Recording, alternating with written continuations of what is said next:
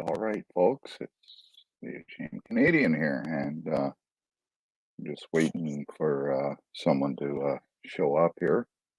Um, uh, Let me see. Yeah, for the comments, and let's go like this. Okay.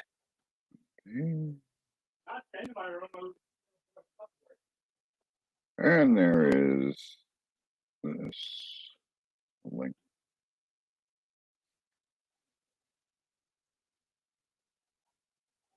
So,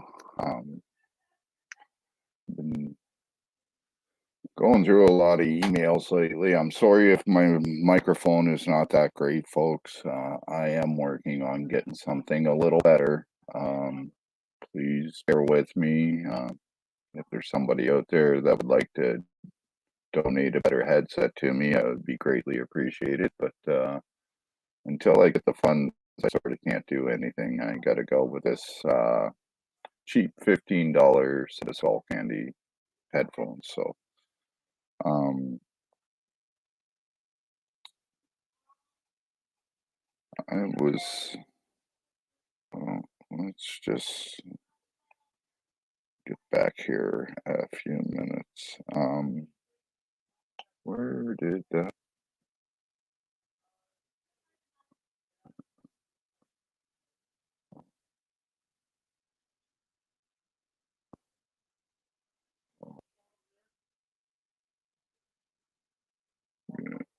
Just so you know, I spoke with this guy earlier today on Facebook, and I'll tell you, if you use handmade knives, this guy has an amazing collection.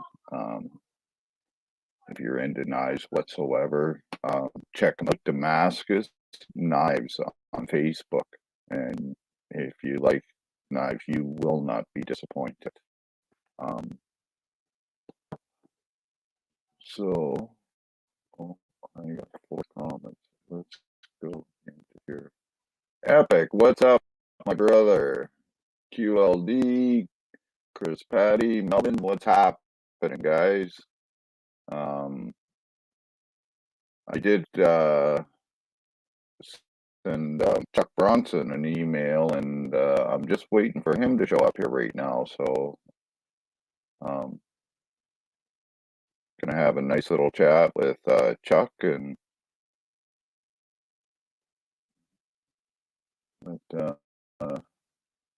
Epic. If you want to jump up here, or QLD, by all means, come on up.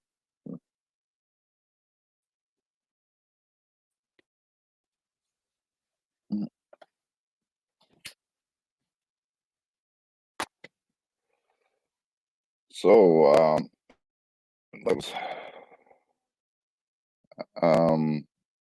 as you guys know, just last week we had an active shooter in our neighborhood here in Moncton, New Brunswick. Um, there was some shots fired, and it actually hit a truck, a passing by truck, and there was actual bullet holes in it. But that's the only evidence that they.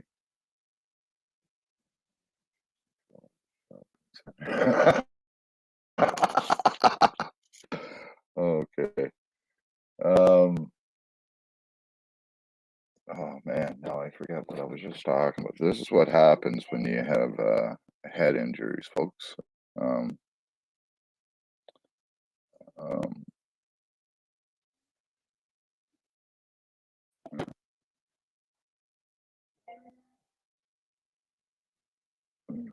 Man, I forget what I was just talking about. This is why I need to have a pen and paper around and write everything down. Because if I don't, I'll forget what I'm talking about. So, um, oh, we had that active shooter here. Now, yes, they did find bullet holes in the pickup truck, but they couldn't find any shell casing whatsoever. They couldn't find where it actually came from. They right now it also apparently we still have an active shooter that's on the loose, but they say that it's fine. So if you think about it, there's active shooters every day. Just depends on where you look. Um, Here in Canada, we don't get as many active shooters, and that's because of our gun laws, and we don't have the right to bear arms in Canada like they do in the States. So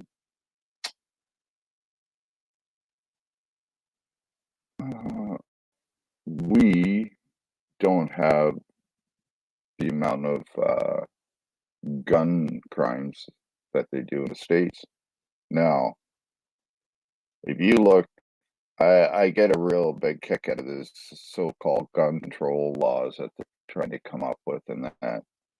But oh, yeah, so, how many people that law-abiding citizens are there in the United States that owns guns? Quite a few. I'm gonna estimate at least 80 million people out of 350 million. So I'm gonna estimate about 80 million people on the conservative side have guns. Um, and those 80 million people are all law-abiding citizens. It's when you put the guns into the hands of the wrong people,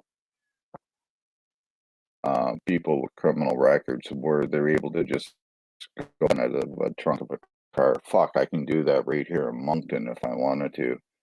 For $500, I can get a 9mm probably delivered to my door with a full clip. So, guns, gun control will not do anything, period.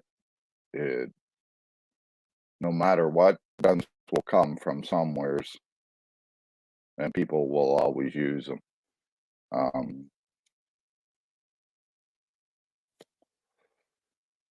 England doesn't have gun law. Like it's a lot of some of their police don't even carry guns,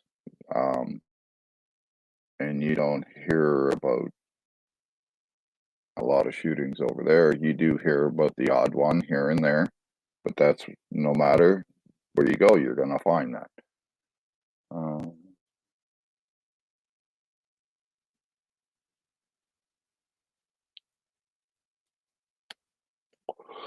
Sorry, folks. Just let me finish this joint.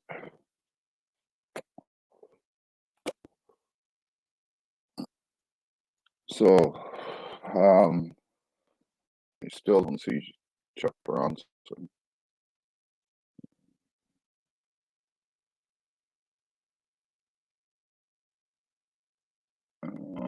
Is that the same one?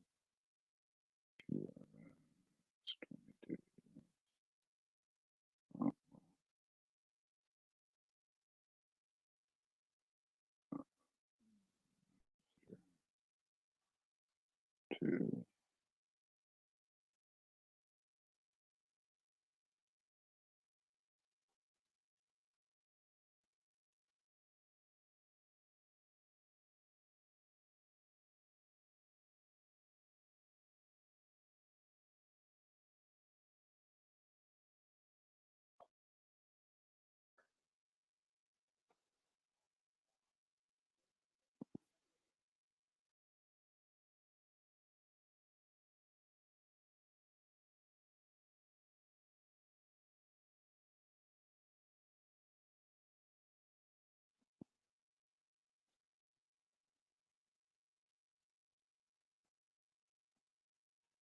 Why won't it let me do this?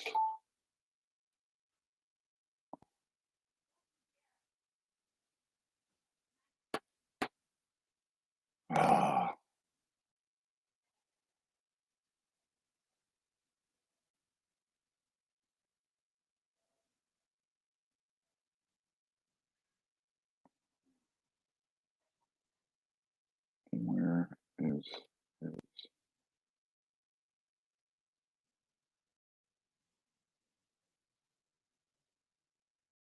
Holy crap on a cracker.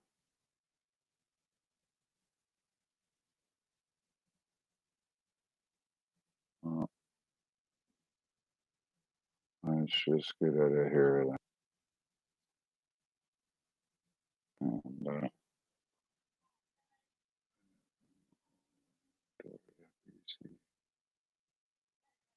hey, B Team Paranormal. How is it out there in Victoria right now?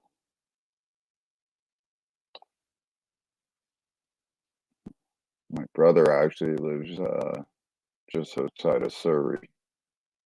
I know you're on the island, but he's on the mainland, St. Province.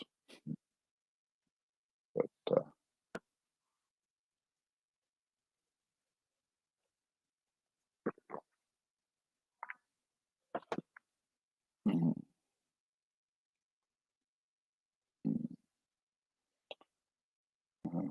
no, thanks, Melvin.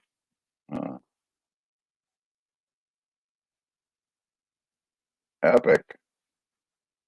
Get up here, brother.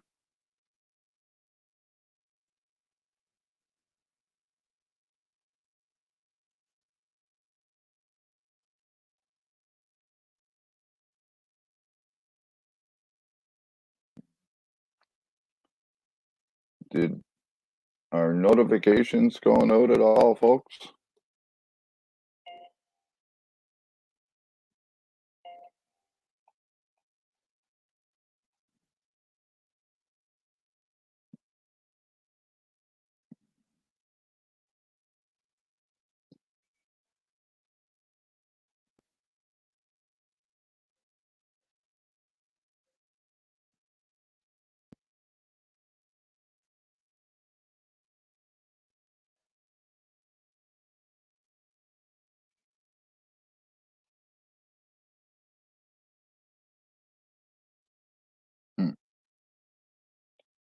AC never got notification. Well, I'm learning, guys. I've been trying to do all these settings. Tomorrow, I'm going online with someone and hopefully get this computer crap all worked out so that notifications go out and stuff like that. Like I mentioned at the beginning of this, I was talking with Chuck Bronson, and he did say that he would come up. Keeper of the list, how you doing, brother? I'm waiting to talk to Chuck Bronson right now, so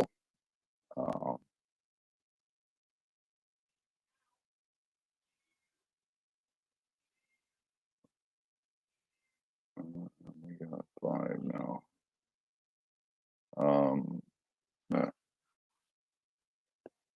I know that Dirty Mike was thinking about coming over too, but Ashcan, man, Big Red Ogre, what's happening, brother? Good to see you here. Come on up if you want.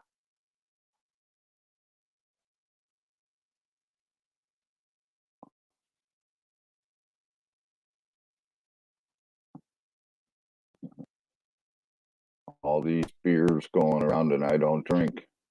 Mike's face is in pizza. Oh,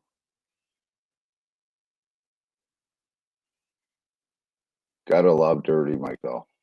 You know, the guy does his best every day. Him and Myron up there putting up their shows every day.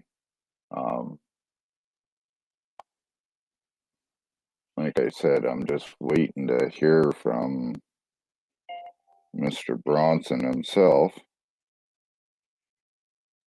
And I can't remember where. Oh, 1 second, folks. I gotta let my kitty cat in.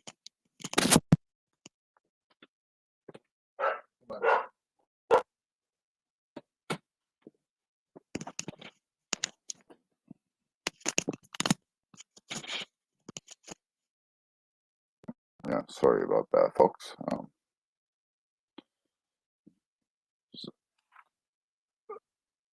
Oh,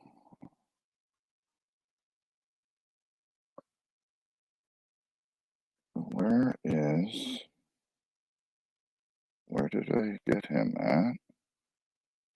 Hmm,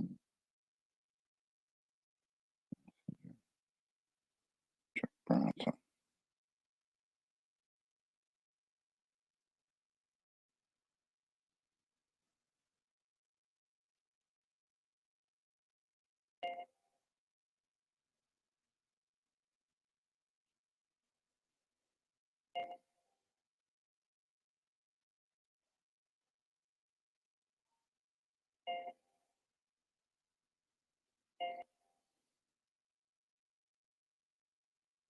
Sorry, folks, I'm just sending a message to Chuck Bronson there. So, uh,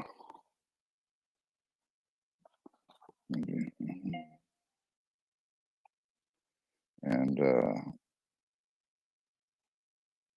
no, where was it? Here, no.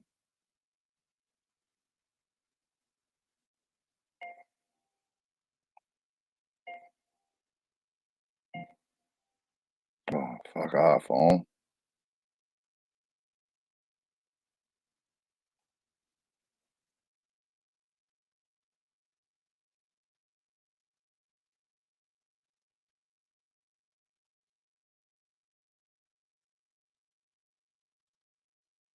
Oh, fuck off.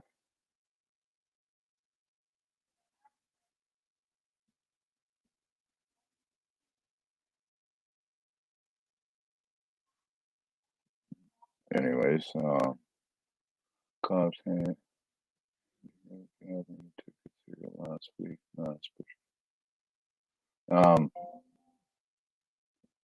Haven't been getting a lot of those down here in this part of Canada, anyways, that I've heard of.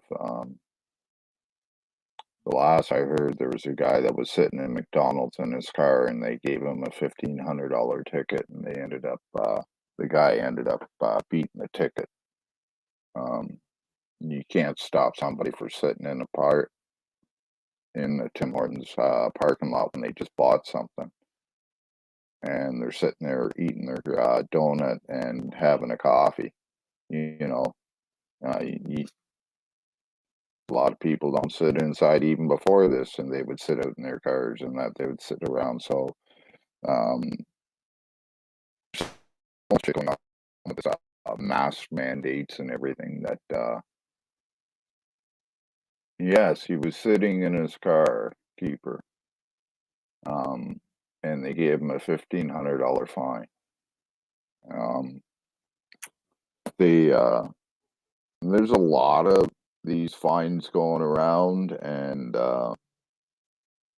it's just bullshit because all they're doing is wasting taxpayers' money. Um, when you get all these tickets and everybody's wanting to fight every one of them, that ties up the court system automatically. So now you have cases that need to be heard, and they can't be heard because the cops are just flooding the system with these bullshit tickets that they know are unconstitutional, but they don't care because they're told that, you know, what's their favorite saying? I'm just following orders. The Nazis said that back in Germany, in Auschwitz, and that they were just following orders, and that didn't turn out too well for them, did it?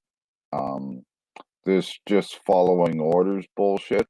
If you don't have a brain in your fucking head and know that when something's wrong to say something, if you don't have that in your head and if you don't have the balls to stand up and do it, then maybe you shouldn't be a cop. Just saying. Um, you guys keep saying that you got a fucking target on your back all the time. Look what you're doing with all these bullshit tickets and everything.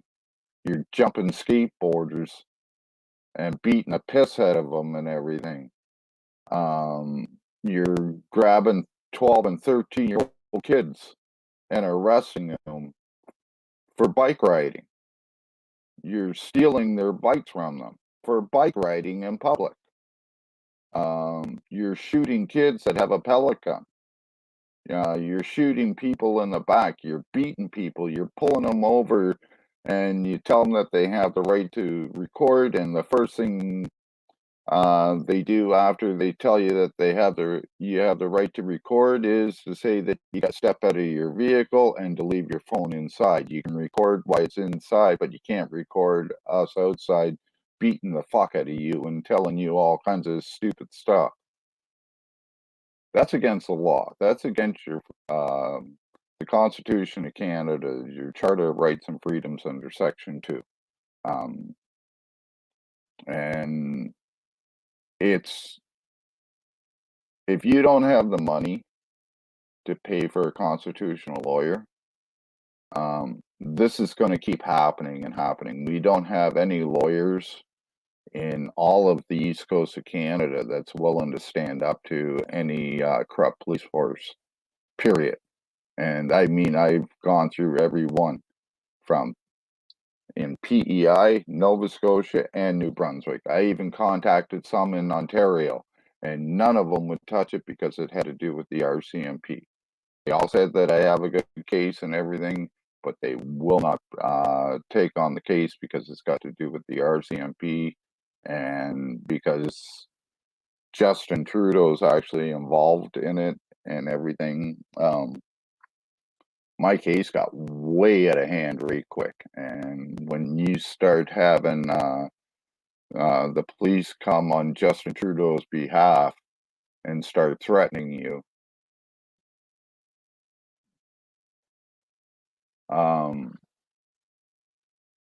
you know that there's a big problem here in Canada. I have been told to shut up and did not say anything. I've been threatened. I've been illegally arrested.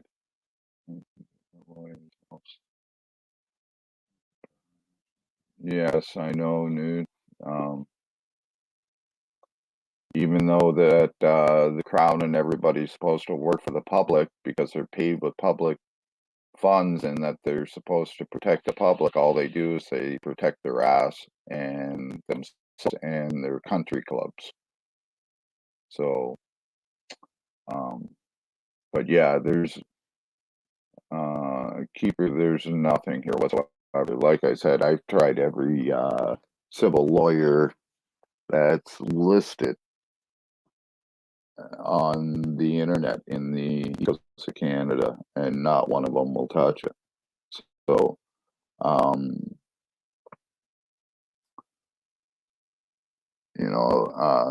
you have the mayor, Don Arnold, that filed false charges against me, along with City Council member Greg Turner and Kodiak RCMP, all filing false charges on me. I showed those papers a few times here, forms with their names right on it.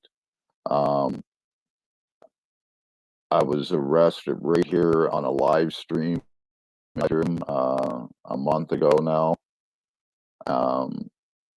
And I can't even get the cop's name. They will not give me any information on the cop that arrested me or anything.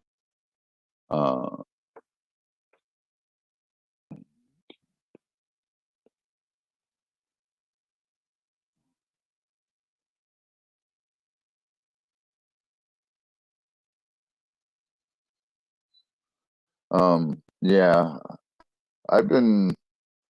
my problem is that in order for me to file any lawsuits or that, it's at least $150 to file the paperwork and that. And that's if I represent myself. I can't afford that. And that's what they're banking on, is that because I can't afford to be able to take them to court, that they can continue doing this without any repercussions whatsoever. We have a very corrupt system in this, and it's only getting worse with this COVID. I've been trying to move for a month and a half. I can't even move. No landlords want any new tenants or that right now because of uh, this COVID. So I'm like stuck between a rock and a hard place. It's actually trying to change your service on it.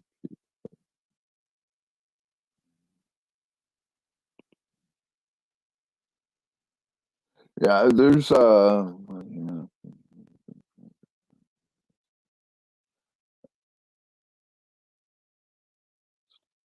legal aid will not take any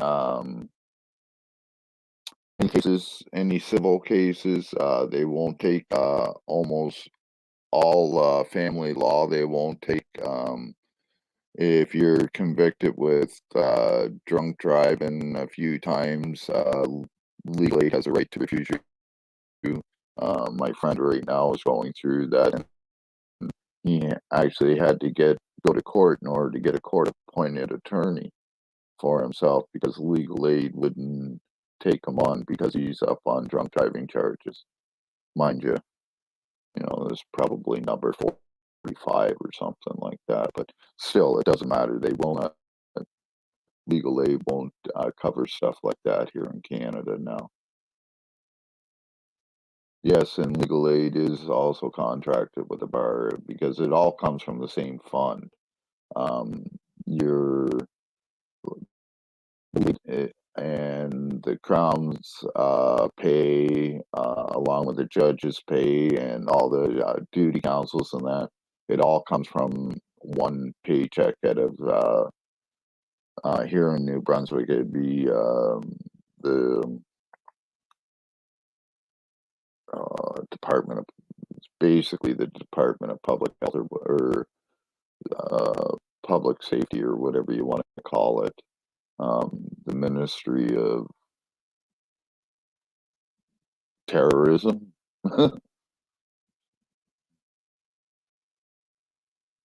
I'm glad that they do that.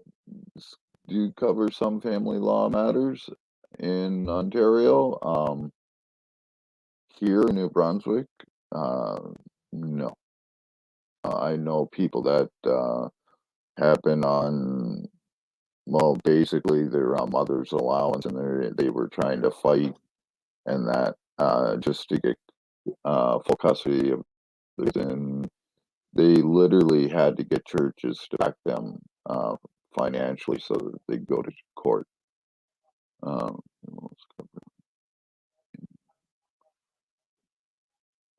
Yeah, they will for any and all criminal matters.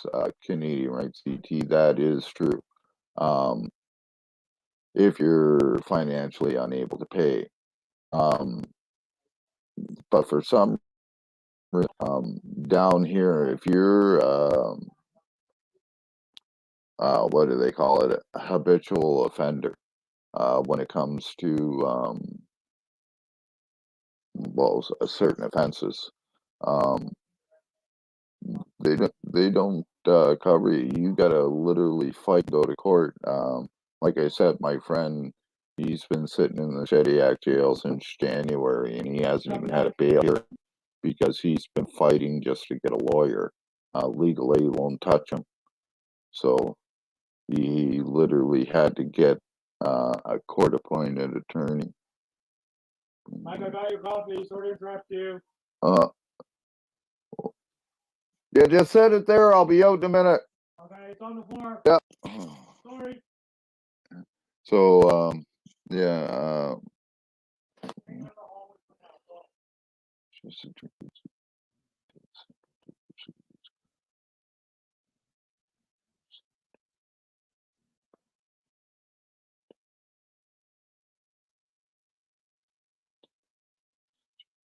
Yes, that's right. It is, depends on your situation and what you're trying to accomplish. Because I'm trying to accomplish, accountability within a few departments of government.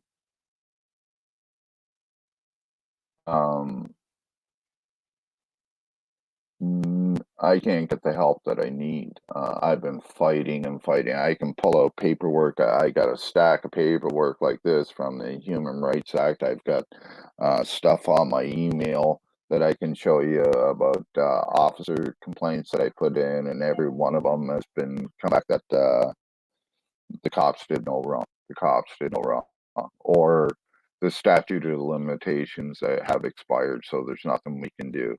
And that's what they do is they'll I've been putting in complaint after complaint after complaint, and they don't read them until it's too late. And then they say, well, the statute of limitations has expired and there's nothing you can do now. Suck it up. Take the loss. My whole fight all started because of an apartment that I had here in Moncton. Now, I rented an apartment. It was just a bachelor apartment, very small. But I have my own bathroom and I have my own kitchen. I signed a 1-year lease and I left a damage deposit. Under that lease, it states that the landlord cannot enter my apartment without 24 hours written notice, except in like a fire or a flood or something like that. Then it's understandable. Other than that, there has to be a 24-hour notice of entry. There also has to be a 30-day written letter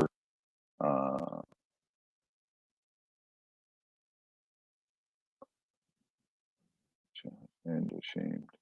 Oh, and ashamed. What's up, Epic? So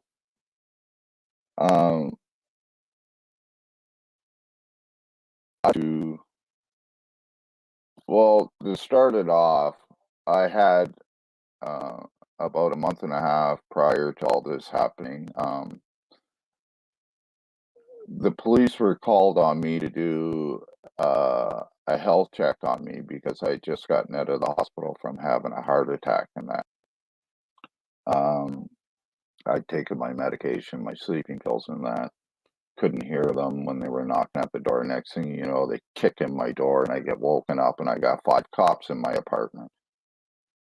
And I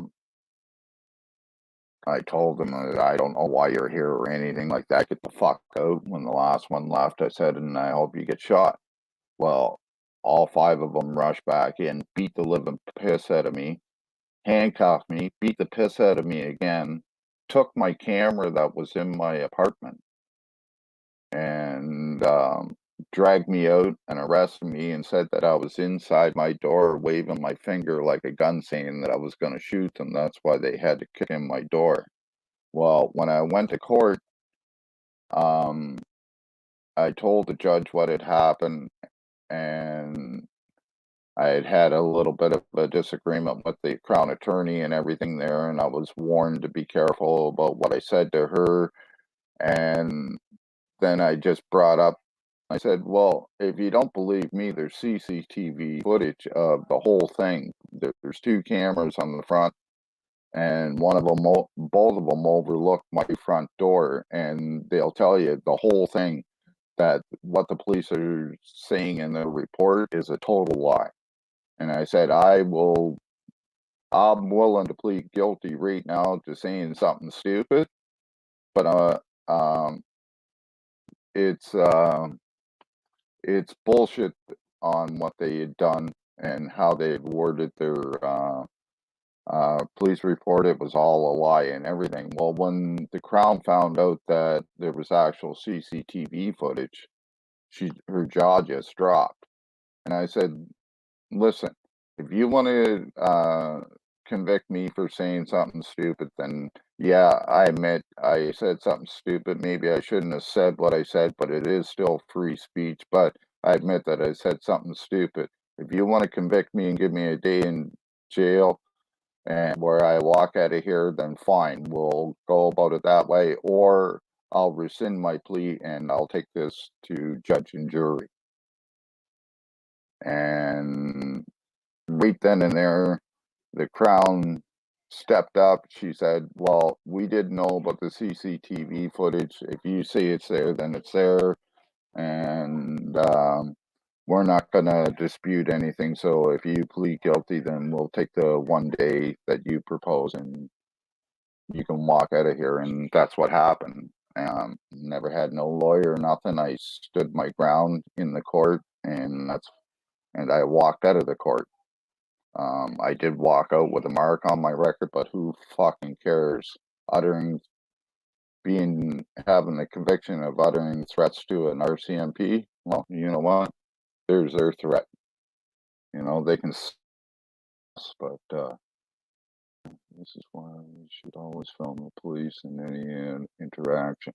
Yes, and that's what I try to do now. Definitely film everything, bring account with every public slave. Yes.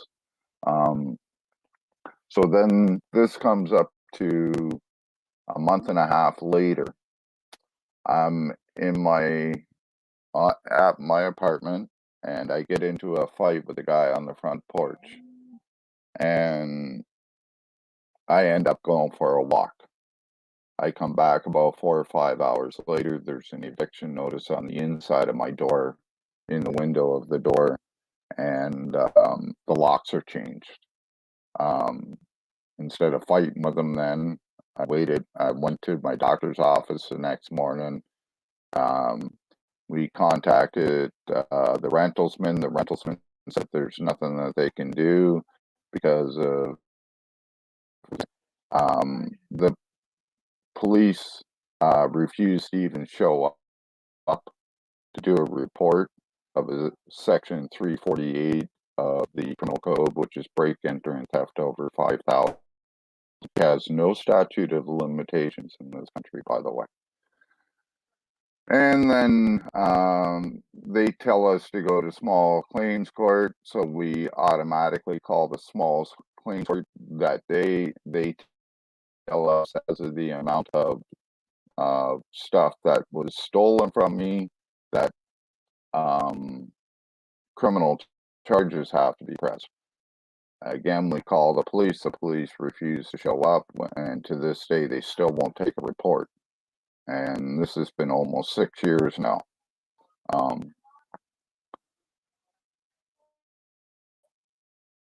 Now, I kept contacting the rentalsman. The rentalsman wouldn't do anything.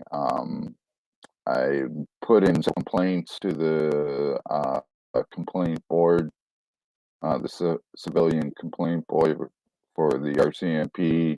They say that there's nothing that they can do. That too bad.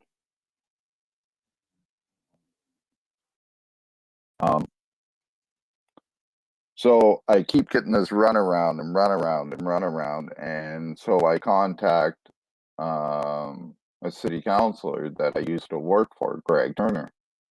Well, because I'm just a pesky citizen, and I'm not his employee anymore, that he doesn't have to talk to me or that, and refuses to talk to me. And so I kept saying that if you don't talk to me, I'm going to put all this information out on the internet, which I did, by the way. It's been out there for a few years now.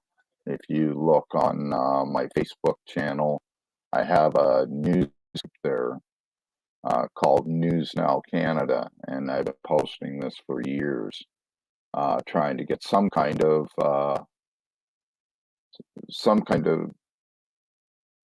retribution for this, and nobody.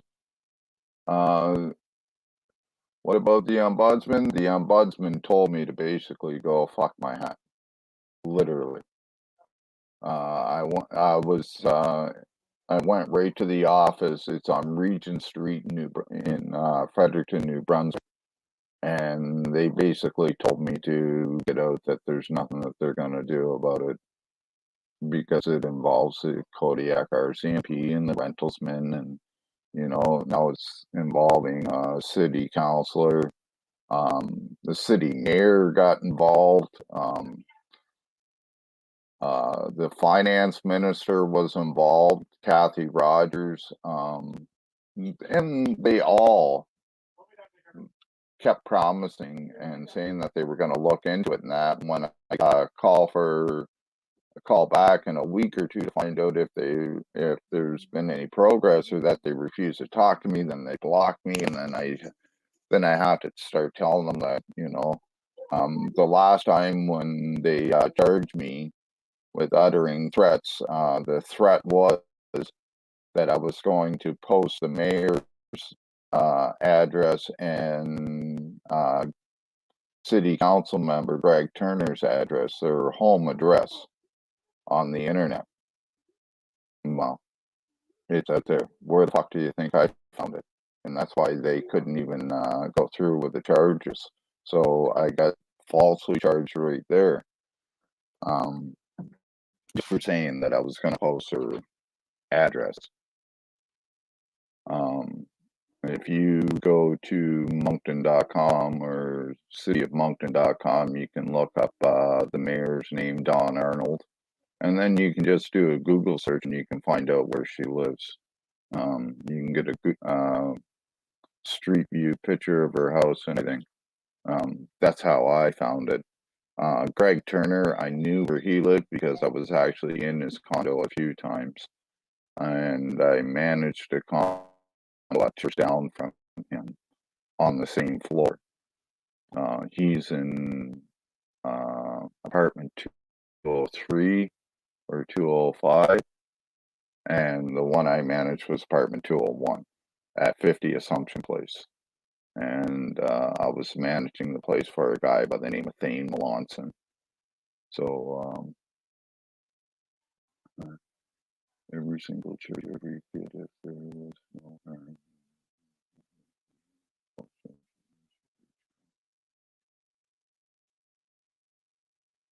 Well, you really wouldn't like my criminal record then, because I have so many fucking bullshit charges, convictions, because of not knowing my rights in that when I was younger and letting these fly-by-night lawyers look after my cases, that I have a bunch of obstruct police and all this other good stuff that should have all been tossed, but I have those on my record now. Now I got a few assaults and, break and enters and that back when I was a kid.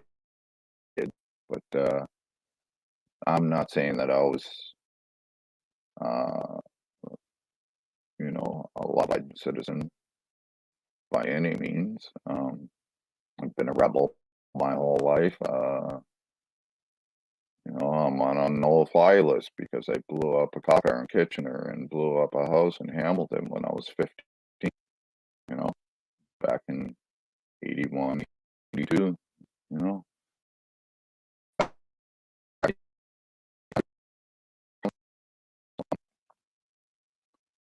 Because of that, I'm on a no-fly list. So I can't fly in Canada. I can't get a passport. I have a lifetime weapons restriction against me.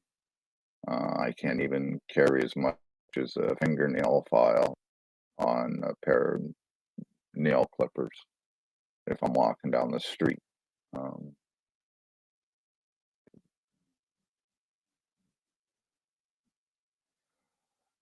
Listen, I know, I understand exactly where you're coming from, Guru. There was times that I did crime and I did people, and I did my time for it. And if I knew that I was wrong, I usually admitted it and pled guilty. I have a lot of on my record.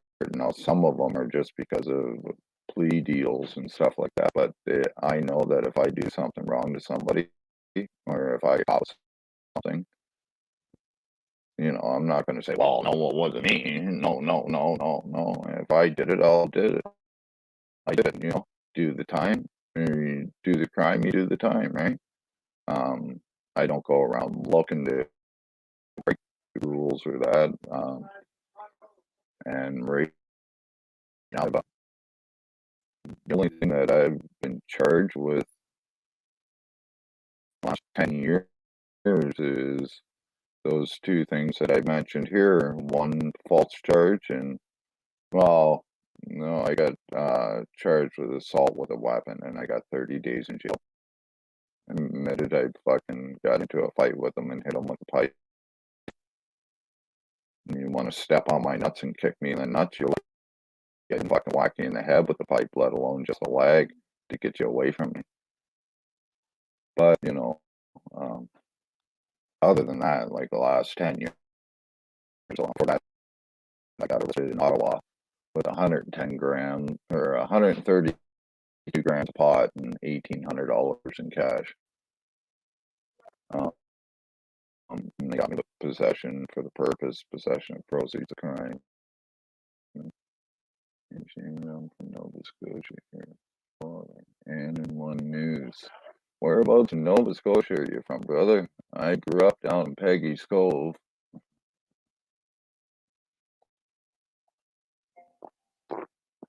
If you guys can just excuse me for 1 second here. I just gotta grab my coffee at the door.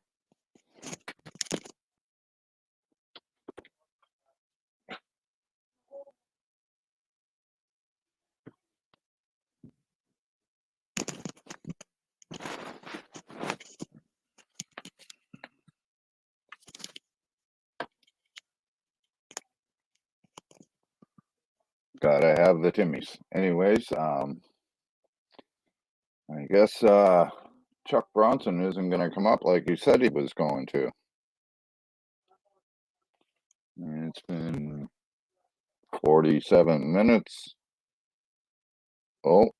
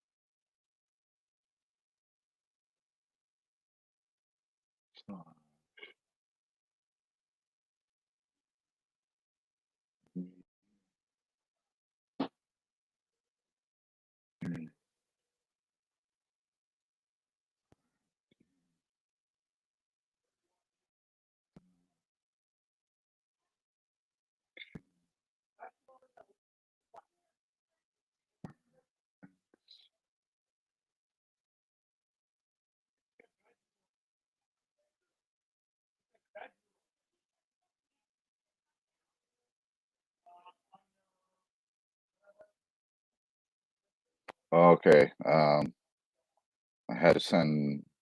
It was my my Facebook. I just sent Chuck the link.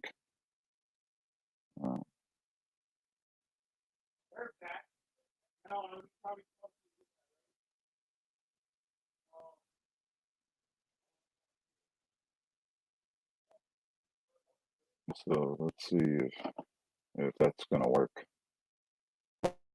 Or Polly, okay, what's up? Or Dirt Farmer, good to see you too. I've been watching a lot of your videos lately too. Love your work, man. Yeah. 5Dan, probably not.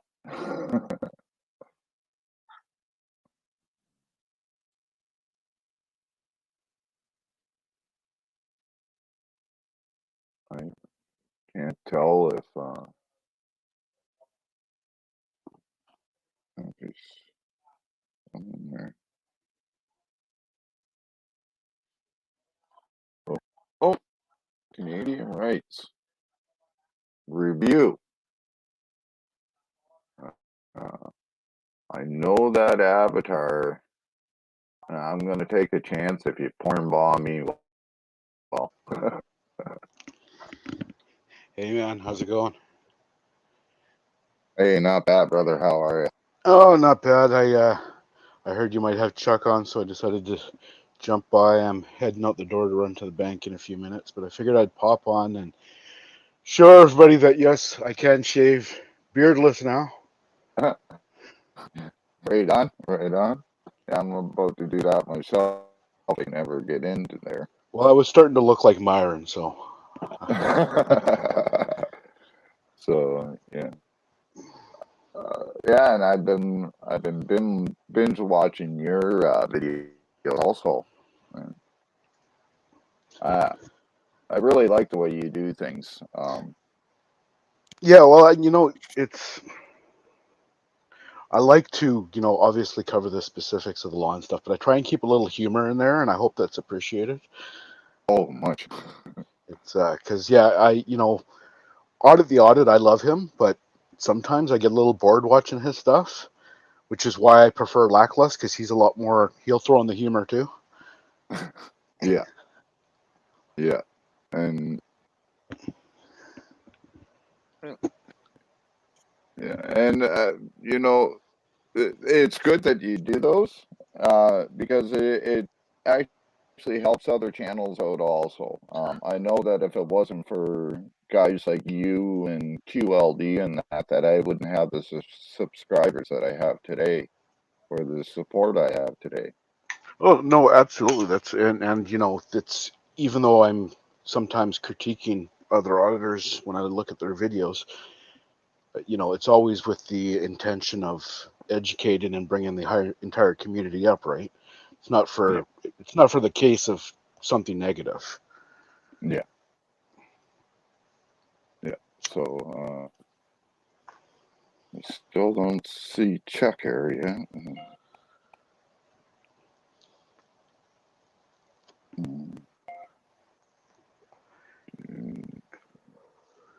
Yeah, he's been checking out the Canadian stuff. He flew by my channel a few days ago and commented on one of my videos too. Yeah, I go on a lot of his live streams and does the cop watch almost every night. Sometimes I'll fall asleep watching him. Oh, Excuse me. and guess who's here, folks?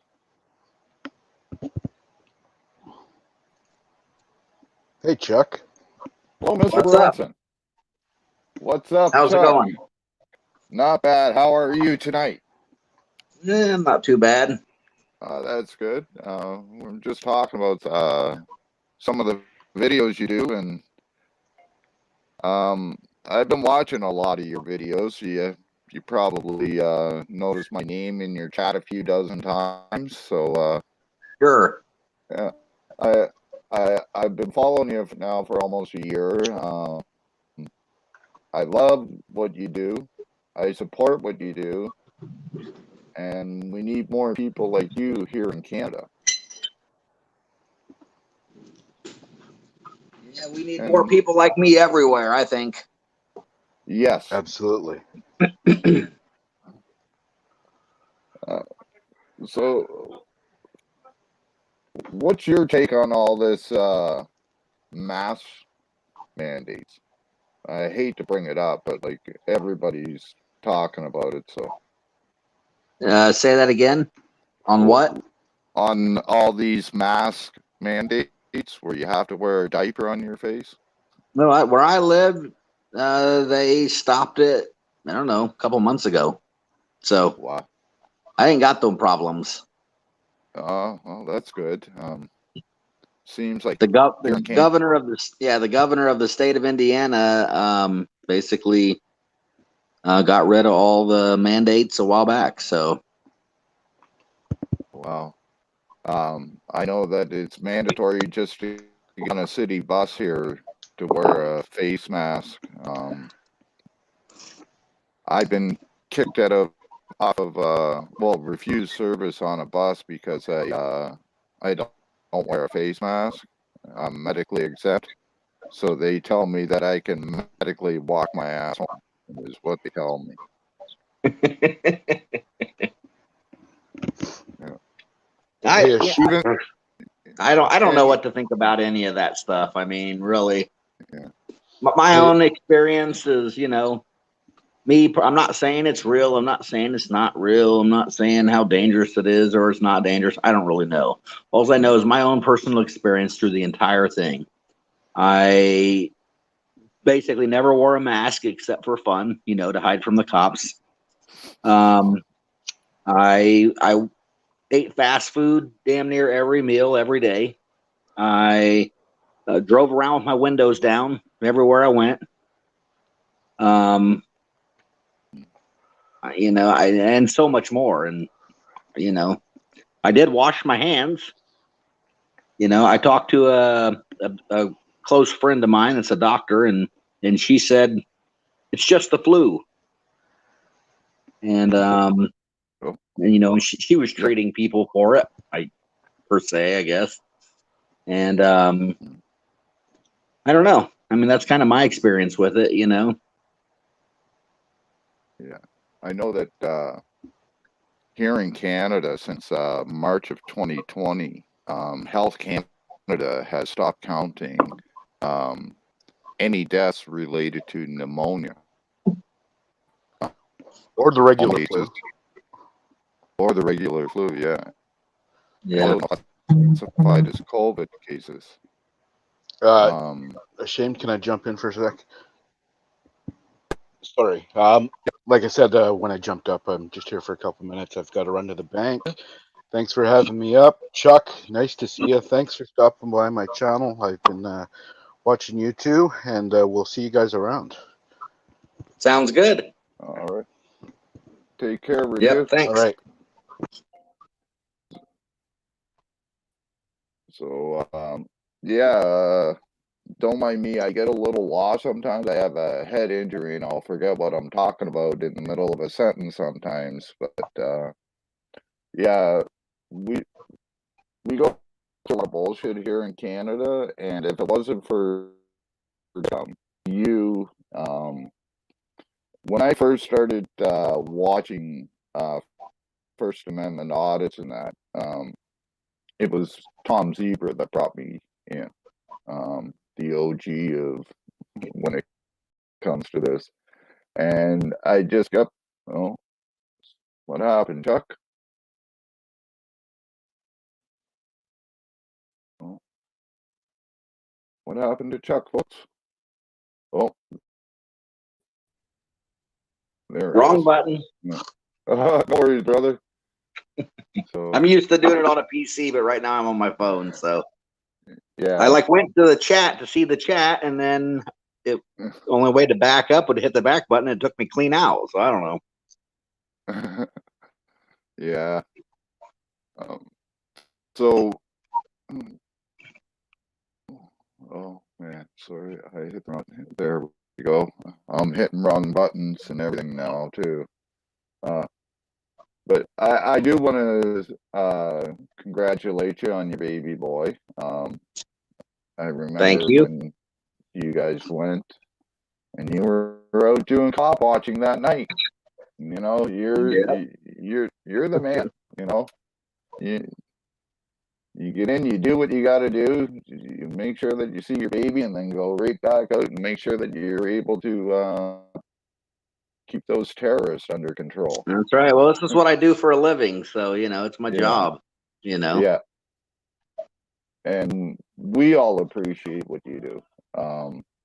I know I do, and like I was saying just before you clicked off there, like if it wasn't for guys like Tom Zebra, that I wouldn't have met guys like you.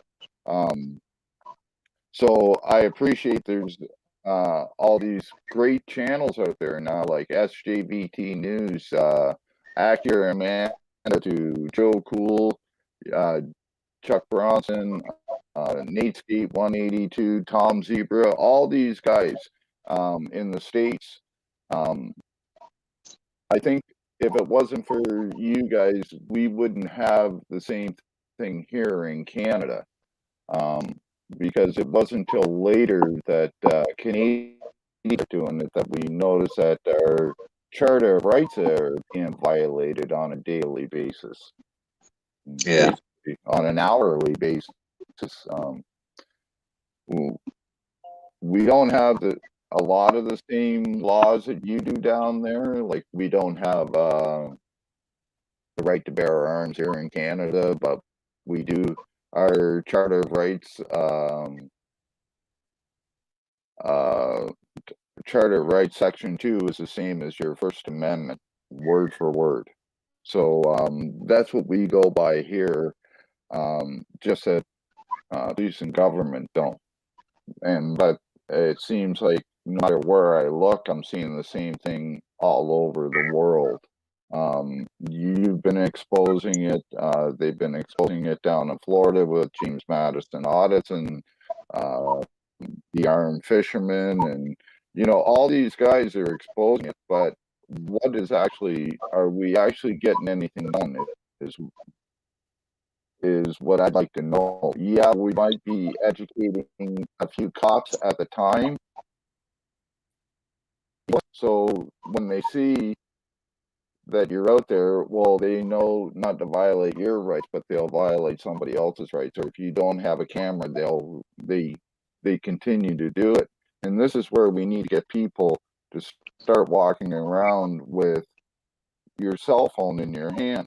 You always have it in your hand anyways. You're walking down the street, I know the city of Halifax wants to start painting stop signs on the sidewalk because people are using their phone. They're always looking down. They want people to not walk out into traffic. So like, people are always looking at their cell phones. So why not pull it out and record something? I agree.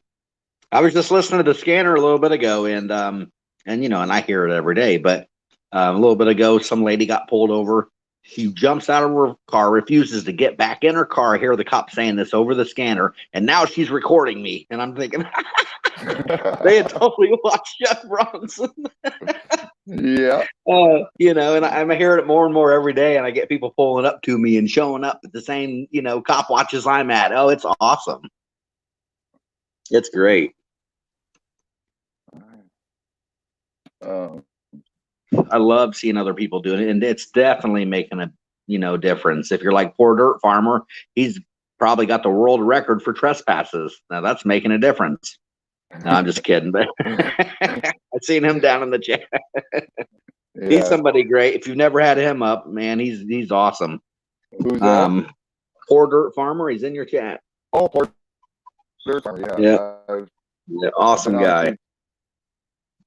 But it's totally I think about, I realize things every day, as I'm out and about, is, changes that are taking place, changes that are happening.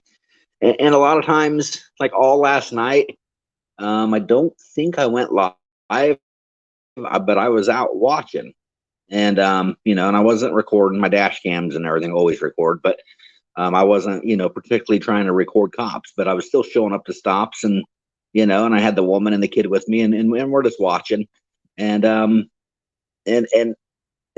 the time, if I don't get out and I don't approach real close, the cops don't even know I'm there, and so that's how you can really tell the difference. Is you start hiding in the bushes a little bit, or hiding a little bit like they do, and don't even let them know you're there. That's the ticket.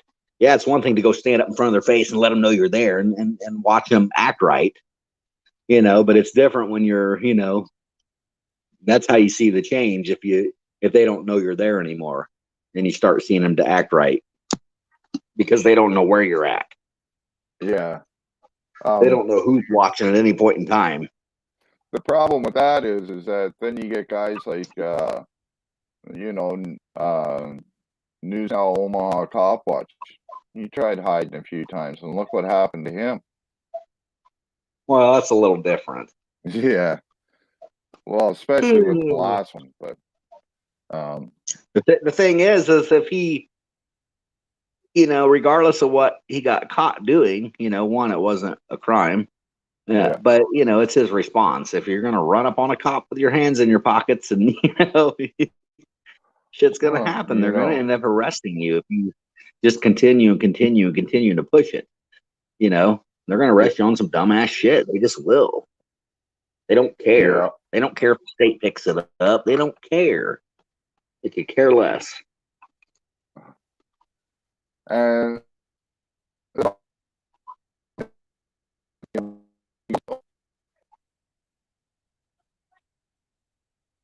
You're cutting out. I'm not sure what you said. oh, sorry, I'm just trying. Uh,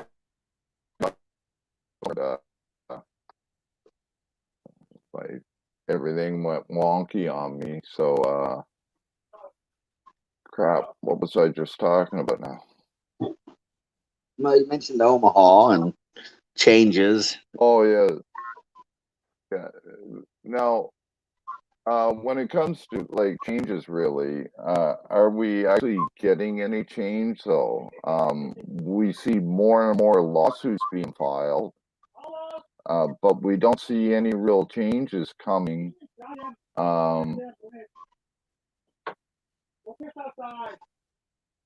Just bring up your channel here. Some people want your link, so I'm trying to just get It's your as link. simple as Chuck Bronson on YouTube.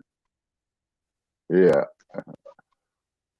I'm gonna send a link to your channel here.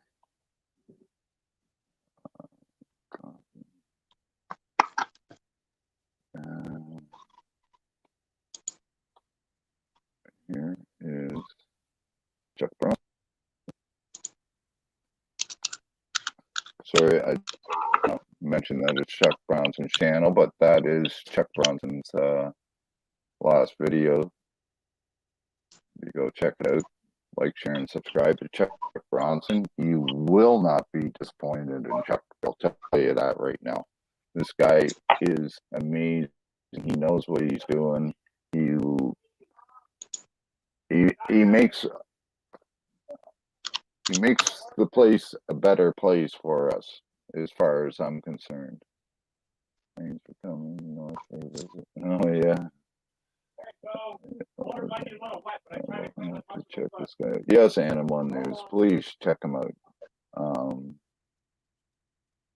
Calling for snowfish. So I just wanted to check in and see how things were going with you and see how the baby was and that, and offer my congratulations and ask you some questions about how on auditing and that. Did you actually happen to see that video of where I was arrested in my bedroom? When was it? It was on April 19th. Yeah, I believe so. It was almost an 11-hour video Yeah. live stream. Yeah. SJV did a breakdown version of it, and so did Canadian Rights ET and a few others. Yeah, so I understand where a lot of people are coming from about corrupt cops and corrupt government officials. I've been fighting this since 1985. I've been an activist. I helped the Privacy Act and the Human Rights Act changed in the shelters and drop-in centers here in Canada, and now I've been working trying to fight the homelessness here in Canada, which is a very big problem. When we have a country of 33 million people and we have 1.5 million people that are homeless, we have an epidemic problem. And, we have so many people that live in poor conditions in this country that we're looking at close to almost 5 million people that actually live in poverty in Canada. So I've been trying to fight for housing rights and stuff like that here. And the best thing I can do right now is just keep using my voice and reaching out to guys all across Canada and the States and that. And, I do what I can do. If I have a little bit extra money, I go feed the homeless. If people sometimes a group of us will get together and we will pitch in like $20 each, and we'll make up a big meal, and we'll take it down to a shelter or something like that. Nice. The problem is that like here where I live in the city of Moncton, we're made up of 3 cities with a population of about 140,000 people. We have 2 soup kitchens that's only open Monday to Friday. There's Fridays or Sundays. They have to rely on the grace of churches to. We have 2 shelters in the city of Moncton, and both are always filled, and we still have people living in tent cities and stuff like that. When they do the homes evaluation, the stats, Moncton does not get included in the homeless stats because both shelters are not classified as registered shelters. So all of the homeless that are actually here in Moncton do not get counted. So, and we're looking at the House of Nazareth. I believe they hold something like 60 people, and Harvest House holds just over 50 people, and none of those people are counted. That's not counting, like I said, we have tent cities here. Within the last couple of years, we've had rooming houses galore tore down so that people can build these big apartment buildings, some of them luxury apartment buildings, and the rest are just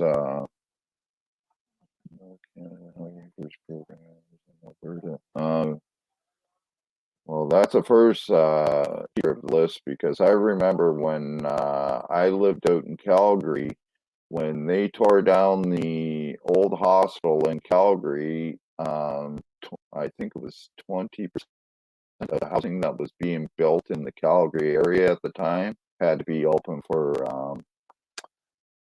subsidized housing. And it's the same as when they redid Regent Park in Toronto, when they ripped down all the buildings there and they put up all these skyscrapers and that. Over 40% of those apartments are subsidized housing, believe it or not. They're just nice buildings now. They cleaned up the area, they put in shops and stuff like that. So, but Toronto, I worked in Toronto for almost 20 years. I worked at a place there called Seton House, Canada's largest men's shelter back in the 80s, with over 1,800 emergency beds in it. And that was just one of several of the homeless shelters just in Toronto.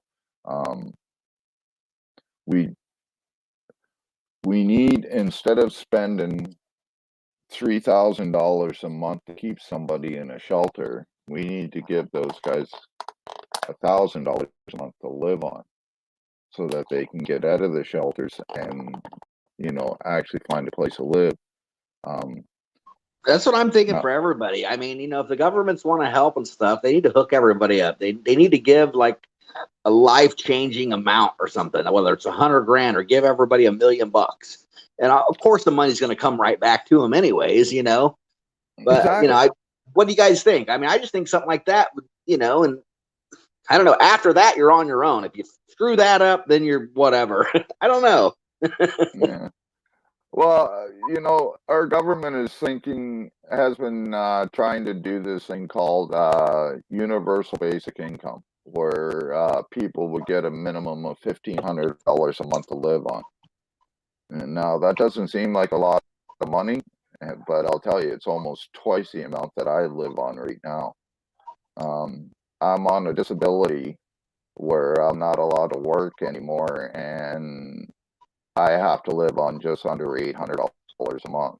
I mean, that would make a big difference for everybody. Exactly. It would. Yeah. Now, when you're giving those people that money, that money is coming back it's being put into the city. small businesses are actually starting to make money. And when small businesses are making money, the government's making money because of the taxes that are being charged. So the government's getting the tax money back too. So it's all like a win-win-win. But there's you got these right wings here that believe that people shouldn't be getting more than $600-700 a month. If you're on basic assistance down here in Moncton right now, you get $567 a month to live on.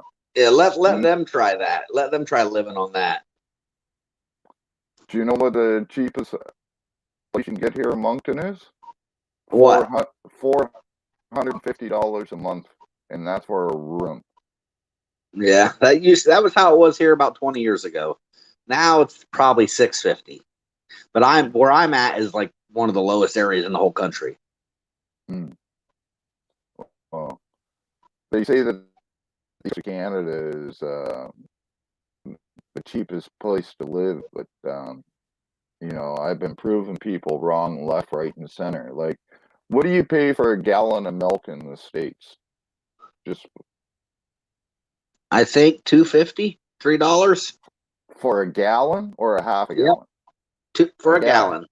Now, 4 liters, which is basically a gallon, here in Moncton, New Brunswick, is $7.50. Huh. 1 liter is $2.50. So crazy. You guys not have a lot of cows up there, or what? Well, we have a lot of dairy farms right here in the Maritimes. I grew up on one. The thing of it is that everything's all government controlled here. A loaf of bread here is $3.50 for a loaf of bread. Yeah, I've always admired like the universal healthcare you guys have. Yeah, that is good. There are a lot of problems with universal healthcare, but there are a lot of good qualities about it. You don't have to pay for it, for one. But sometimes you could be waiting 8-10 months just to get a checkup or something like that, or to go into. Oh wow! I know I waited 7.5 months after I had my heart attack to go in and have ultrasound and everything done on my heart. So it's that's crazy. Yeah, and I can't even get a doctor right now here. I've never really needed a doctor yet in my life, so the savings that one would spend, especially without insurance, hell, I'd wait 7 months. You know what I mean? But if you need it, I don't know. That's a little different, I suppose. Yeah. Well, they just told me something I didn't want to hear. So, as far as I'm concerned, I didn't need it, but they said I did. That's when they found out how bad my heart was and everything. So. What about like emergencies? Do they see you right then and there for big emergencies, or you still have to wait? Oh no, you see them right away. Like, I went through a plate glass window with chicken wire in it, severed all the nerve tendons and main artery in my arm and all through my hand, and got 2 pins in my finger and everything. And I collapsed outside of the emergency doors, and the next thing I woke up and I'd already had surgery and saved my life. So it was pretty quick, and I was in a hospital within 2.5 days. They don't like to keep you. They don't like to keep you long, but mind you, they wanted to keep me an extra day or two, but I said, "What the hell with that? I hate hospitals." So, come to BC. No, I lived in BC, New Guru. BC just stands for bring cash. Something I don't have. I'd love to move back out there. I love the Okanagan Valley, and I loved the summer I spent in Oliver. But I just can't afford to live out there. I will. Asia, BC, yeah, better known as Vancouver, Japanada.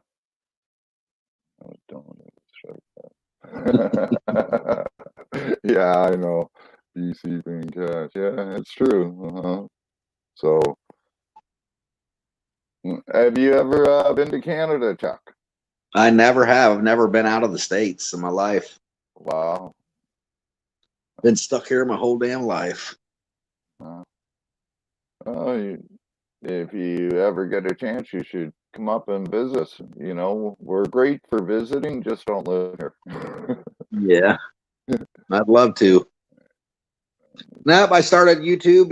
There's DDE, which is out of British Columbia. Yep. I've followed them for a long time, and then Peter McKinnon, is one of Yep. my big photography gurus. He's somewhere in Canada.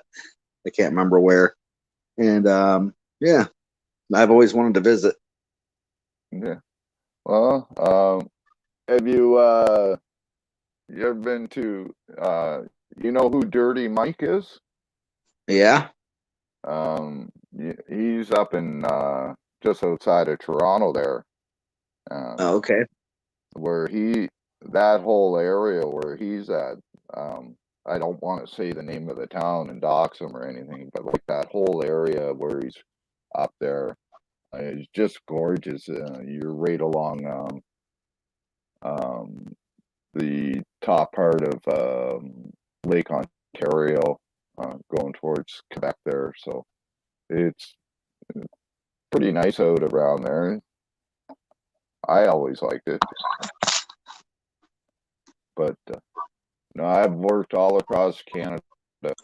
I went on a mission trip for a couple of years, and I spent 3 months at a city, and then I would move on to another city, into another city with an organization, a nonprofit organization working with the homes.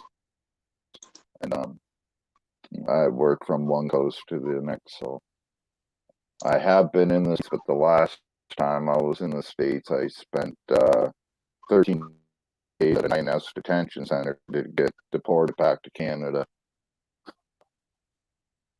Where are you at now? I got a Canadian map pulled up. I'm in Moncton, New Brunswick. See if I can find that on here. East Canada.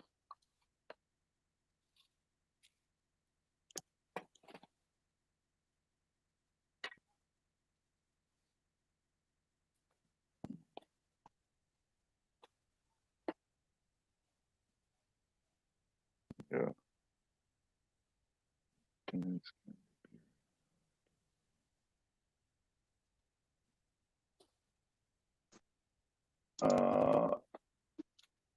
5 Dan.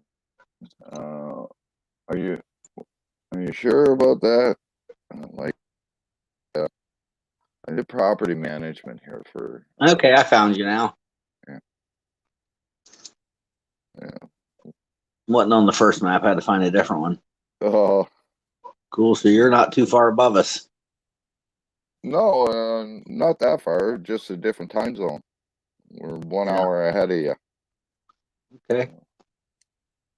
So it's what, 8:24 where you're at right now? Yep. So I'm in Indiana. Yeah. So, yep. The woman's at work right now till 11, and then I'll go out right after that. Oh, right on. Well, I will be watching to see if you go live, like I always do. I don't know if you heard, I was talking with Canadian Rights Review there earlier, and I told him, I said, sometimes I'll just sit back and at nighttime I'll put your channel on and watch for hours and hours and hours, and sometimes just fall asleep watching you. Yep. No, I like seeing that you have a Canadian crew, so to speak. Yeah. I like to see that there's people everywhere, doing their own thing. Yeah. And I like that. I don't get out a lot. I have a lot of medical injuries and that, like, I don't know if you know what narcolepsy is. I know a little bit about it. I could be walking down the street and I just pass out. It happens all the time. Just fall asleep anywhere, everywhere. Yeah. And because of that, and my heart is down to 33%, and I have PTSD. I don't get out a lot, but I do try to do what I can to support other auditors in that. So that's why I'm doing this tonight, and I've been doing a few others. I'm going to be doing a few more. I'm actually working on a little documentary right now on the homeless problem here in New Brunswick. And I'm hoping by the end of summer that will be all done and completed. I got probably 40, 50 gigabytes of stuff that I got to go through. I'm still learning how to do all this, so. But well, okay.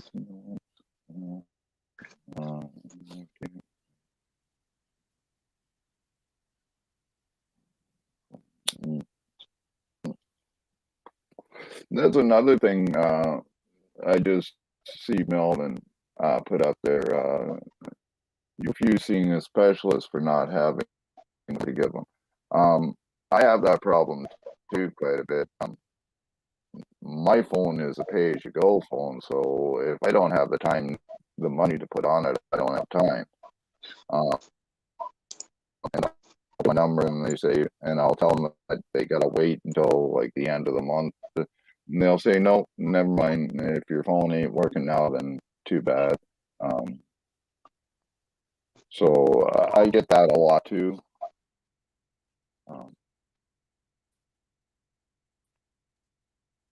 How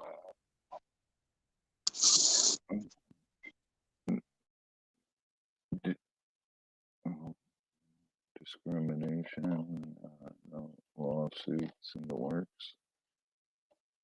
I'm just refuse medical service at a hospital because no mask. Ooh, was that Dan 5? Was that here in Canada that you were refused medical service at the hospital? Because if they refuse you medical service because of no mask, you know that that's a huge violation here in Canada. They're not allowed to stop you from getting medical services at all. It doesn't matter for what. They cannot stop you from obtaining medical services. You should look into your Dan. You're out in BC, aren't you, Dan? Newberry. Is that Ontario?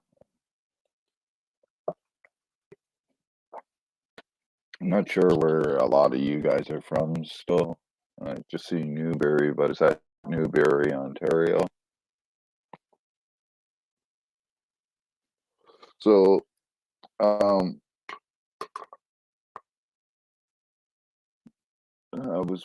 we were the next morning after the OPP beat on me.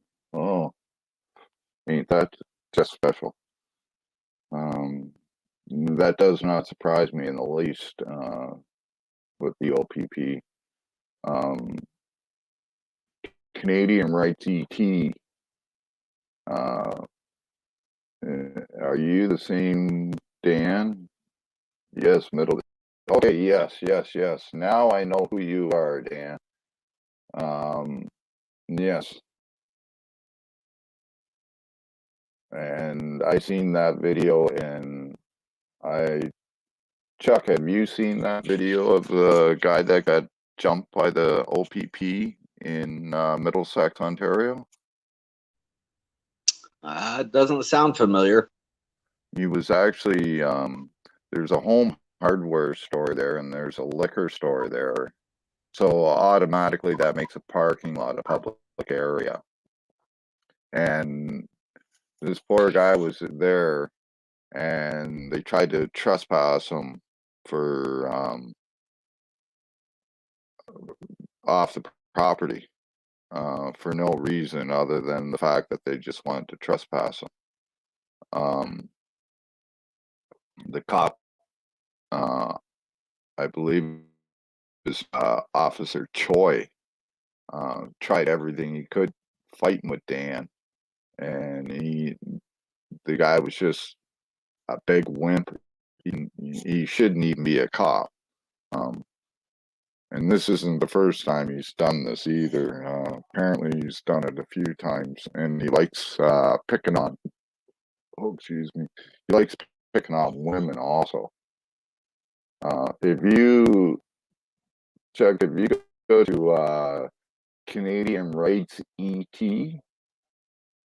YouTube channel, you will, I wonder if,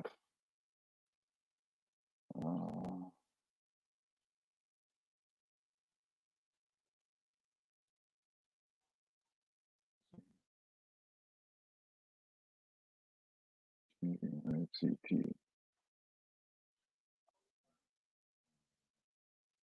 There's the one I want. Oh.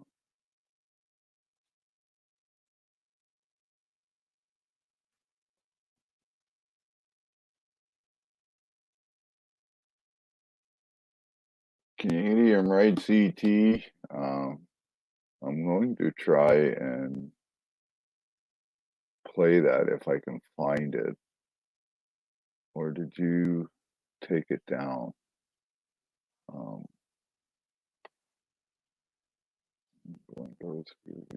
Oh, no. Here we go.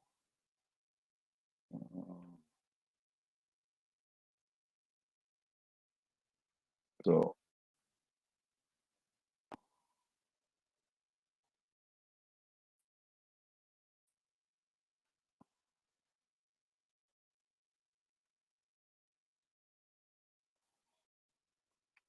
I want to put this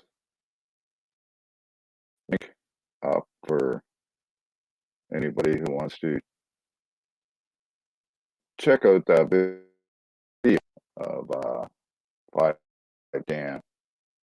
Oh, look at this. I'm in trouble. Hey, ashamed. What's up, buddy? Hey, not much, brother. Listen, I didn't play the video. I just put the link up. Which video is that? The one of Dan. Getting arrested? Yeah. Yeah, That go was, ahead. Play it.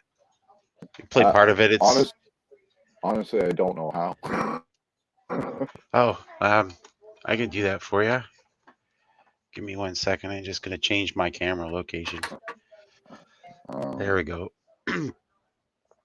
I'm gonna share the screen. I'll get it set up, and then I'll share the screen, and then before I get there, actually, just before I took off for my little smoke break there, you guys were talking about like helping the homeless and stuff and rental situations, and I wanted to point something out. I know you've talked a lot about like your personal experience, Ashamed, and I admire that you're so forthcoming with some of the shit you've been through. Some people try to have a better understanding of what's going on, but you know, in the last couple of months, I've met a few different auditors around Ontario here, and in my travels, I've met a lot of different people who've done similar work of what you've done. And you know what I've noticed is that those of us that have been abused by the system the most are usually the ones who are the one, you know, out there trying to help other people the most, right? And some of the US auditors and YouTubers I've talked to in the last few months, I've basically said the same thing. I don't want to say any names. That's not my place to talk about other people's lives. But Yeah. I can tell you, like some of these guys I've talked to and stuff, their stories are similar to yours and mine, and we've been basically a product of the system, and it hasn't been always nice. And like I said, I find the guys that are out there trying to help others the most are the ones who have been through some of the craziest shit you'd ever been through in this world, right? So it's kind of disturbing, actually, how the ones who care the most are the ones who have been through the most shit. Hey, and I'm not saying that I was like I wasn't rich by any means my whole life. I grew up poor. When I was a kid, our wash tub was one of those metal wash basins what used to wash your clothes and sitting in the middle of the floor, in front of the fireplace. Our mushroom was an outhouse. Yeah. So it's not like I grew up rich or anything like that. Yeah. 17. 5 Dan says truth 100. Anyways, I'm going to hit the share screen. Okay. Just made you a moderator. Did you? You gave me a wrench? Yeah. Okay. All right. It's ready, loaded, so whenever you want to pop it up. Okay.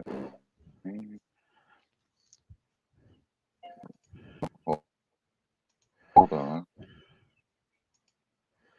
Yeah, what'd you do? Oh, there it is. Okay. Looks like it's ready to go. Let's hit play here. I'm not going to play the sound. I'm just going to show the video. Oh, damn it. Sorry, guys. I lost it. Me and my fat fingers. Give me 1 second.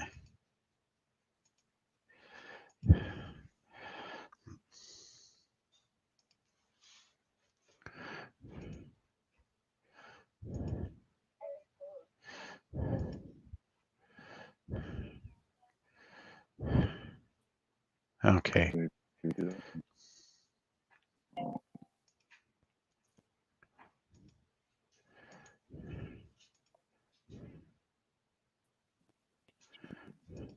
Okay, it should be back.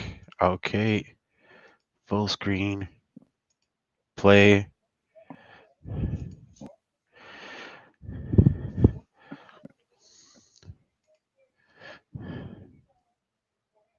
Yeah, like. All right. And this is the Home Hardware? Yeah, this is the Home Hardware in Newbury. And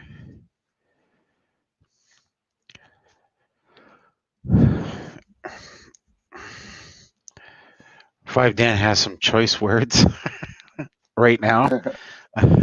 And understandably so. But I want to point something out. You can see his demeanor. He's got his hands behind his back. He's not making any threatening gestures. He's actually really calm and relaxed. And I want you guys to note this, that through this whole incident, he maintains that demeanor, right? So I'm just going to bounce it up a little bit. Yeah, and I would be all over.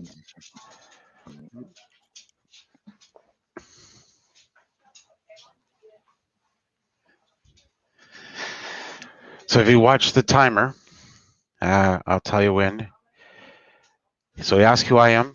It's 28 seconds. And you're so-and-so. You're under arrest. 36 seconds. That's how fast that officer moved into the you're under arrest mode. So Yeah, 36 minus 28. Somebody who's faster at math than I am.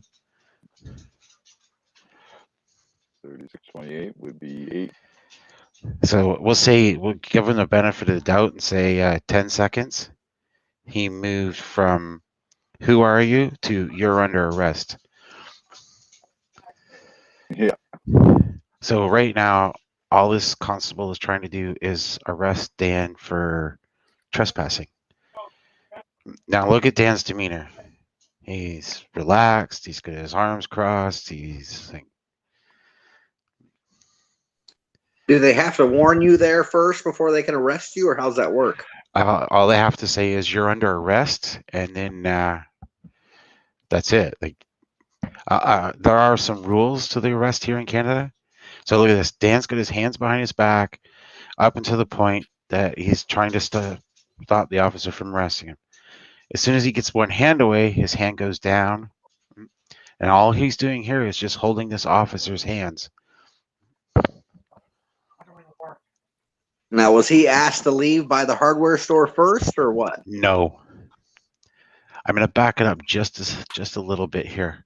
And is that required, or you're saying that's not required? They can just arrest you for it. They have to ask him to leave. Yeah. So I want you guys to watch something really closely here. Once he gets the officer's hands locked up, watch how he steps in with his hip. Right.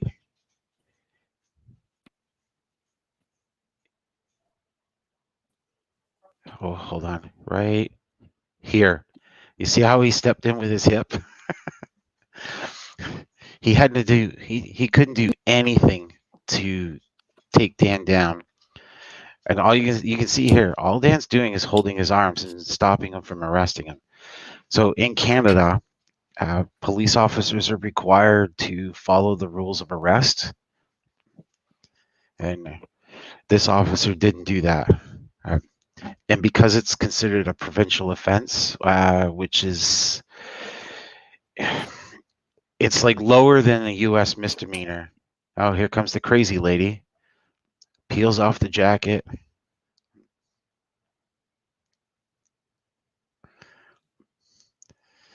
So I was running around trying to like keep people from interfering. And I've said this before. If there was any point in time that this officer might have been in danger of physical harm, I would have stepped in. I don't care for police that often, but he wasn't in any danger or any harm at this point. If you go and watch the whole video, you can see several times Dan puts his hands behind his back. He turns around. He's just like, yeah, whatever. So he's so relaxed, right? He's scratching his head. And yeah. He knows that this arrest is unlawful. So they're saying in Canada, for a provincial offense, an officer has to first issue the warning to leave for trespassing, for example, and they have to do an investigation. So you could tell from the video, he just got out of his car. Basically, he asked who I was. I said, "Well, you can tell me your name and badge number." And then he looked at Dan and asked. He said, "Oh, you're so and so. You're under arrest." He did no investigation, no consideration. He gave no opportunity to mitigate the situation. And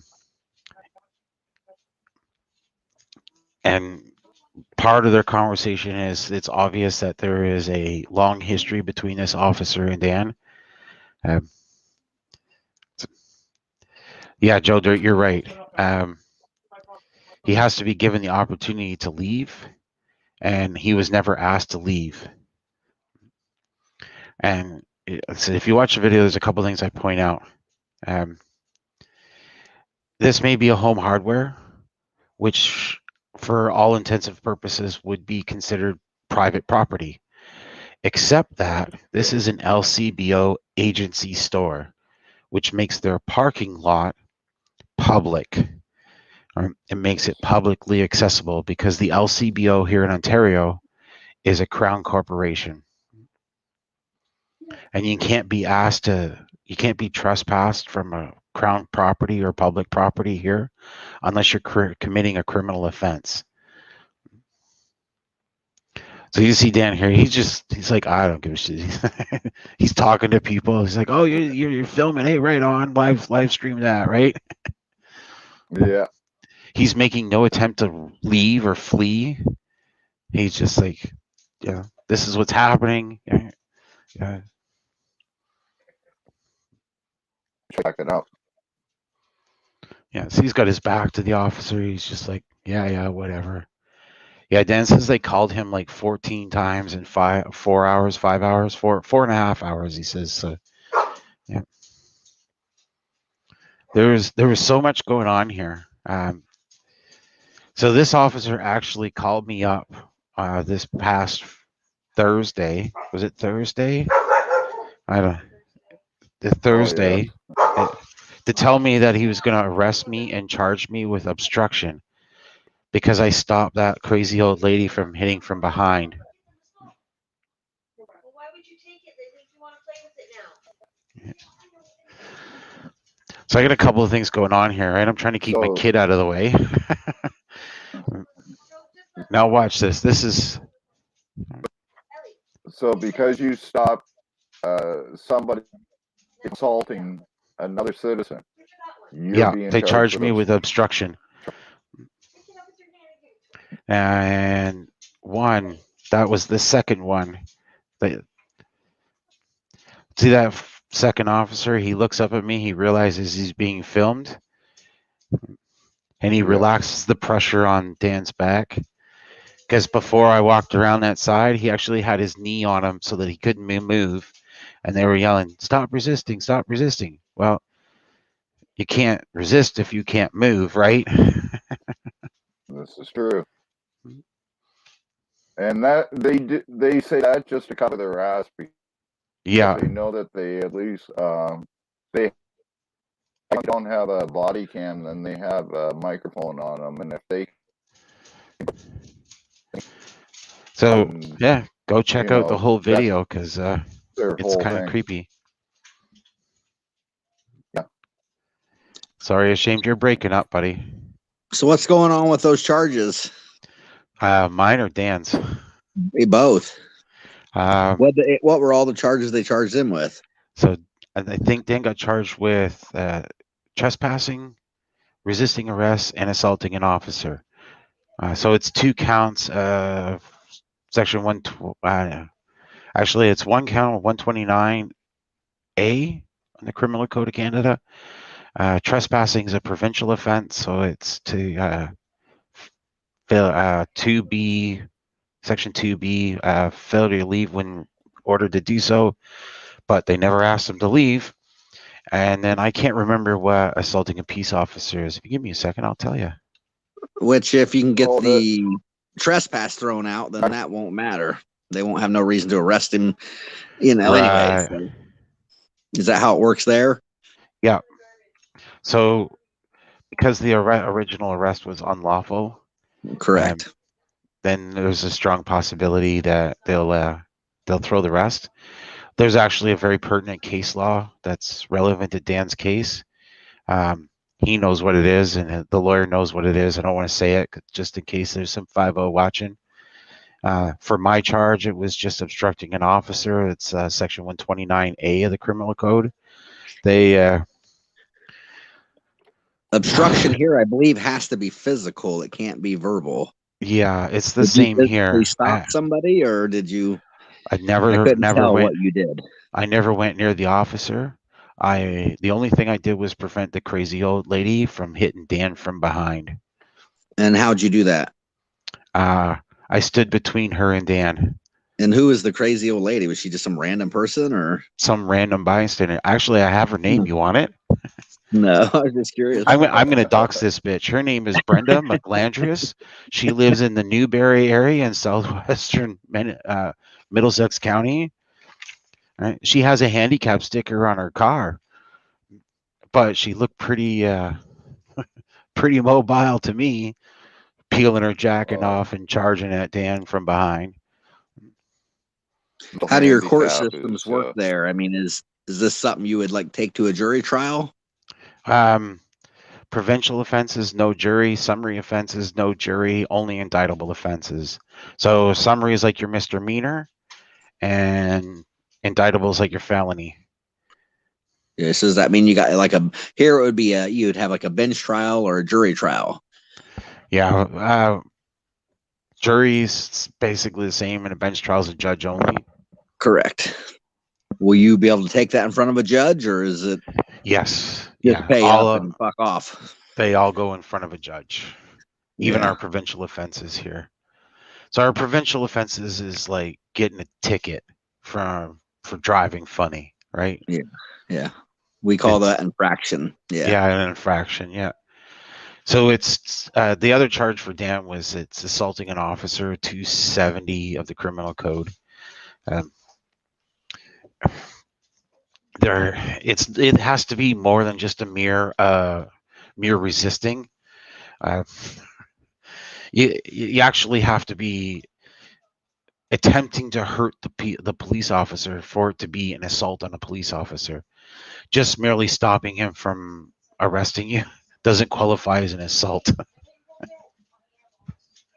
Yeah, here I see, if the cop tackles you, scratches himself, they all take pictures of the cop and then they charge you with assault. Yeah, it's at least where I am. It could be one that the police here know who I am, and they don't really bother with me too much. I've taken down a few cops in this area with my attorney, and I've successfully sued a police department in Northern Ontario for false arrest and false imprisonment. Um, I was arrested for carrying a concealed weapon, and then they beat the crap out of me. I waited 5 days inside the holding cell at the police station before they ever took me anywhere. So I got a nice chunk of change from them. Let's put it this way. I got off the bus in that town. This is about 20 years ago. I got off the bus. They met me at the bus depot and with 5 officers, and they said, "What are you doing back here?" And I'm like, "I come to collect. You gonna pay. Don't fuck with me." Yeah, that's what Here's one thing I want to pick your brain about, ET. With all this statute of limitations, I've been going through a bunch of bullshit here in Brunswick for about almost 7 years now. So, well, 6 years now. And now they're telling me that because they took my all my complaints and everything, that the statute of limitations has expired. But I thought that under Section 340 of the Criminal Code of Canada, which is break, enter, and theft for 5,000, that there's no statute of limitations. Give me 1 second and I'll tell you. Okay, 340. Every person is guilty of an indictable offense and liable in imprisonment for a term not more than 10 years. That's destroying documents of title. What's the charge? 380? Break, enter, and theft 340 or 5,000. 380? 340. 340 is destroying documents for fraudulent purposes. Oh, well. Document I thought title it of was goods or lands, a valuable security or testimony instrument, or a judicial or official document. And it's an indictable offense, so there's no there's no statute of limitations on indictable offenses in Canada. Hey, Ice Cold, good to see you. There's a 2-year limitation on summary offenses and 6 weeks on provincial offenses and traffic offenses, so that provincial stuff, right? So, the manager of the place I was renting. The illegal changed the locks, and within 24 hours, something out of my apartment, took what he wanted and threw the rest out. Okay, And according to the that's going to be a courts, landlord-tenant issue. Ashamed. they say it's not because it's the allowable under the landlord tenancy board here in 100. There has to be criminal charges like a claims court here in New Brunswick. Sorry, buddy, you're breaking up. They say that if it's more than 12,000 that was stolen from you, that there has to be criminal charges pressed in order for me to do anything. And when I do that, the cops just literally chase me at the police station, because the guy that actually did it is a police informant. Oh, buddy. You see the problem I'm having? Yep. So So you get two problems, buddy. Because I know I've heard you talk about this a little bit before. So here's the first problem. One, you'd have to have evidence that he's the one who actually stole your stuff, and not just I do. Okay, like video evidence, because statements. CCTV footage. Okay, so you have video evidence that he's the one who stole your stuff, and he was the one who was removing your property. And admitted to it. Yeah, okay. The other thing is you'd have to have a look at the rules for your landlord-tenant board, and there. For the most part, most provinces don't allow entry without 24-hour written notice, with the exception of emergencies. And most boards across the country don't allow a landlord to remove your property for 6 weeks after you've been evicted. If you've been evicted through a policing process. So if the police showed up and had to remove you, they have to wait 6 weeks.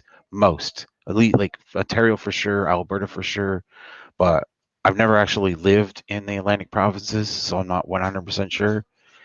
It's 30 days here, but yeah, okay. So even at 30 days, if he did it within 24 hours, and you can show that, there should be no statute of limitations on what you'd have to do. You can try filing a complaint with the ombudsman and saying, hey, like, I go to the police station, I'm trying to press charges against this guy for stealing my property and breaking and entering into my apartment, but they keep, like, every time I show up at the police station, they either threaten to arrest me and chase me out of there, or they actually do arrest me and charge me with some crazy bullshit so that I can't make the complaint. I would suggest that you find a lawyer willing to take your case pro bono and explain to him what your whole situation is. Be very clear, very concise, and just the facts only. Like, point form the facts, and then see what that lawyer says. If he thinks it's a possibility that he could do something for you, it's going to be so hard to do, man. Usually stuff like that, you have to be you kind of have to be on the game. And I think you said it's been a couple years, right? So usually within Canada, for small claim stuff, you have 2 years to deal with something. So they might just say, you know what, it's done, over, there's nothing we can do about it. But if you can prove that he committed a break and enter to get into your place, or illegally entered your property and was removing your property, even in an eviction situation, it still might be a little difficult, because again, it's a time frame thing, right? And that's what I've been trying this whole time. Like, I've been fighting these guys from the day it started. They kept pushing off and they wouldn't get back to me. Though Patience has expired. it sounds like they're just protecting them, and in that case, maybe you should reach out to me on my email, and I will give you a phone call, and I'll encrypt the phone call, and we can talk privately about other options. Because it Yeah, seems like right now the legal way is going to be, and I'm not suggesting we do anything illegal. I'm just suggesting some underhanded legal activity to get your situation dealt with. I got to make that clear for any of the 5-0 watching. I don't do anything illegal and I don't break the law, so go fuck yourselves. That's I can fine. play your game better than you can. That's right. Let me tell you a story. My phone number is in my on my about page. Okay, I'll give you a shout in the next couple of days. Okay. Yeah. Let me tell you a story. When I was dating this girl, and we had been friends for 10 years prior to this. And anyways, we meet up in Lloydminster, Ontario, and we're both single at the time. There's always been a friendship there, but there's always been a little bit of attraction. So it was like, sure, why not, right? Got to get it sticky somehow, right? Yep. Anyways, and we both own some property out in the BC area, really close to each other. So we spent another 8-9 months living in Lloydminster, and then decided to move back to one of our places in BC there. So then we were there for a little while, and then ended up moving into Edmonton. I bought a nice house in Edmonton. So while we were in Edmonton, she come home one day and she's like, "Hey, I met somebody at work today that you gotta meet. Uh, he's got some property, and he's interested in getting some partners on this deal, so we can all make off really well with this." So I'm like, "Awesome, sure, I'll meet the guy who's in any way to make money, right? As long as it's legal, I'm all for it, right?" So I go and meet the dude, and immediately I get the like, "Oh, something's wrong," right? So I'm like, yeah, you know what? I'm really interested, but I need to check some things out. So I reached out to a buddy of mine who's a licensed PI, and I'm like, okay, here's what I need to know. One, are these places legal? Because they were single family homes that were turned into duplexes. So that's a big issue, especially in Edmonton. So are they legal? Are the utilities separated? Is there any zoning issues? All that stuff. Like I need to know, right? Yeah, it gets back to me. Everything's on the up and up. The contractors and the developer, they're all on the up and up. Nothing funky, hinky going on there. Because I'm still like, there's just, you meet somebody and just, something's not right with this dude. So I reached out to my PI buddy again, and I said, I don't know, man. Something just not sitting with me. Just go back to the house. Tell me you want to have another look at it. You want to take some photos and reach out to a few people and see what your rentals can be, right? And he hands me this bag full of little buggies. So we went back to the house, and I put bugs on the kitchen counters, a couple on the mantle, in the living room and in the bathroom. And I said, look, I'm going to go downstairs into the other unit and take some photos, and I'll be back in a minute. I get back upstairs. They heard me coming up the stairs, and you could hear them shuffling around. I get a text from my buddy, and he says, collect the bugs and get the hell out of there and get out now. So at this point in time, I got to clarify something. Both her and I had driven our separate vehicles to the house because she was going to go right from there to work. So we, say our goodbyes. Let's see you at home later. All right, good night, babe, kind of thing. And I jump in my car and I start heading back home. And my PI buddy calls me and he says, "I'm going to meet you at your house. We need to put some cameras up." I'm like, "Okay." So he meets me at my place and he says, "I got them on audio, identifying themselves, or, by their first name, and making a clear plan for her to assault you and have you arrested, and then they can steal all your stuff, which included all of my properties." And at that time, I had a few of them, and including the house in Edmonton.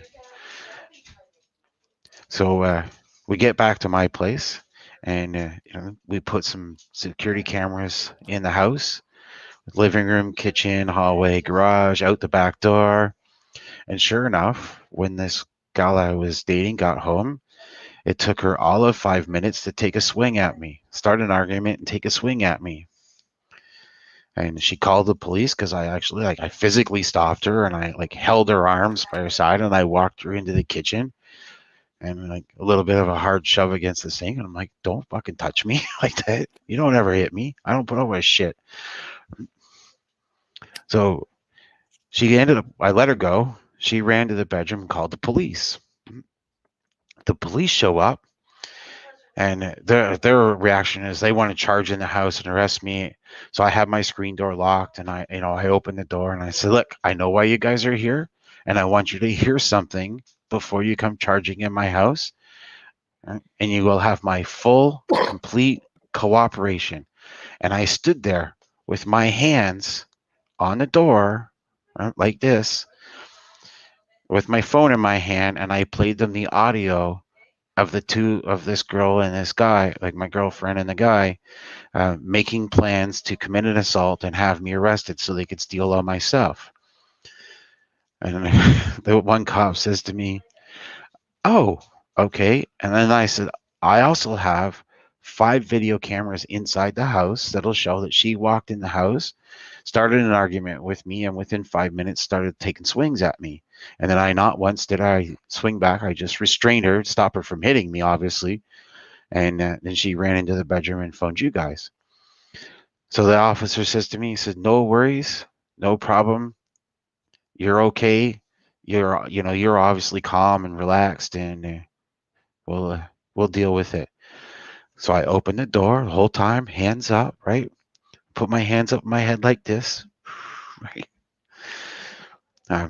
Yeah, they came in. They went straight to the bedroom. They arrested her. It took me 3 years That's awesome. of dealing with shit, but she had put her name. She had sold 3 of my properties without my knowledge or consent, because she had forged my signature on adding her as a partner.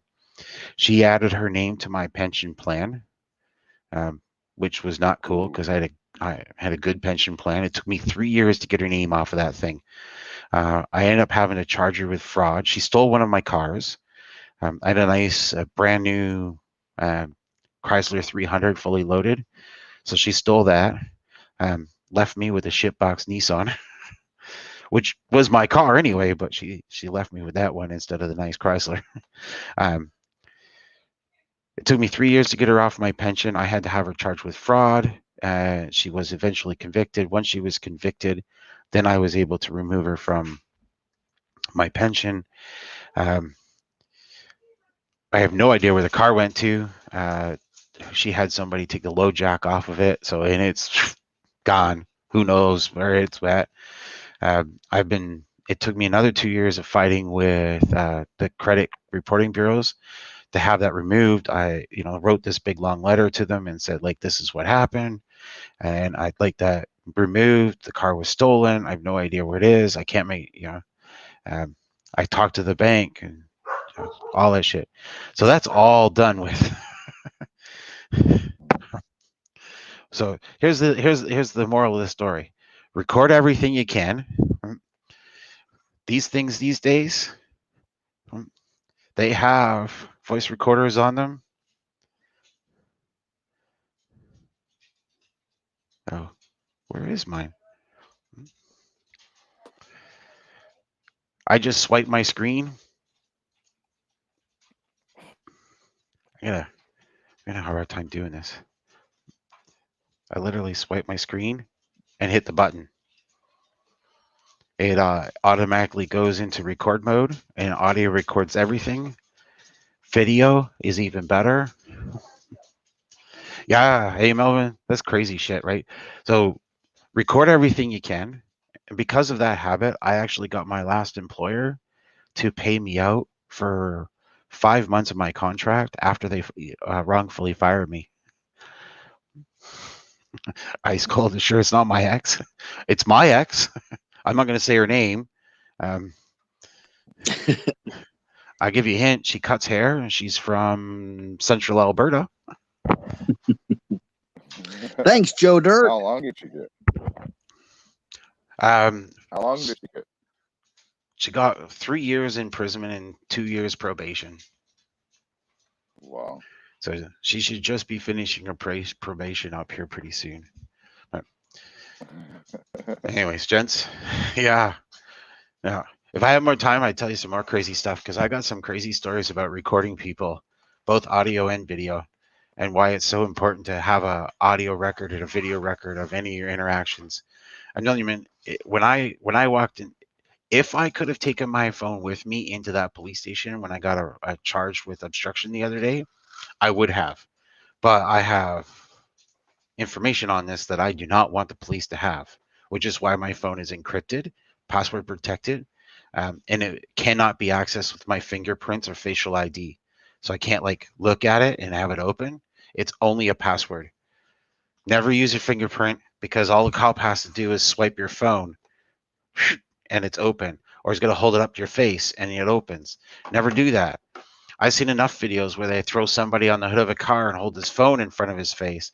And it's like, oh, there we go. And they start looking through it. Passwords only, and never write them down. And encrypt your phone if you can. And the thing is, if you're recording with your phone, have it set up that you can like live stream privately and have your video evidence recorded to a third-party server. I'm telling you, man, having a third-party server has got me out of so much trouble with the cops. Cops reaching through my window. You got to be careful with cloud stuff. Like StreamYard is good. It's actually better than what I used to use. But if you third-party stream to your cloud, they can actually access it with a warrant. If you use something like StreamYard to do it, they have no idea where that is, and even if they got a warrant, they wouldn't even be able to get it. Like that's why it's so good, right? It's way better than what I used to use, and I said, just record everything. If you're having a discussion with anybody, like anything that you might need evidence for later, record the conversation. I'm telling you, man, it saved my ass so much.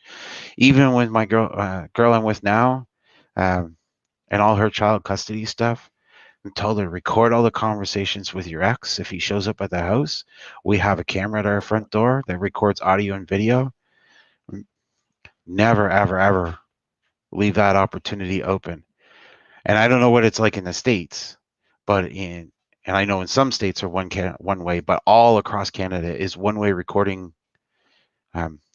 You do not need anybody's consent or permission to record their likeness unless you're using it, commercializing their image. But if their image is just in passing, you do not need their consent, and you do not need anybody's consent to record an audio conversation, as long as you're in the conversation. Unless you're a licensed PI, and then you record the third-party conversations from a distance, or cop. They have a lot of powers. But anyways, gents, you've probably heard enough of my rambling, and it is getting late out here for me, so I'm gonna like chill out for the night and go have a cancer stick. I do want to give a shout out to a guy though. Shane, did you give me a wrench? Yes, I did. Okay, I'm gonna grab a channel here, because I don't know if y'all watched my latest live stream. I met a guy there who is another YouTuber, and he was out there filming the Church of God in Elmer, because I don't know if you guys heard the story. They police came by and basically stole his building. They changed the locks on him, issued almost $120,000 in fines to the church and its pastors and elders, and then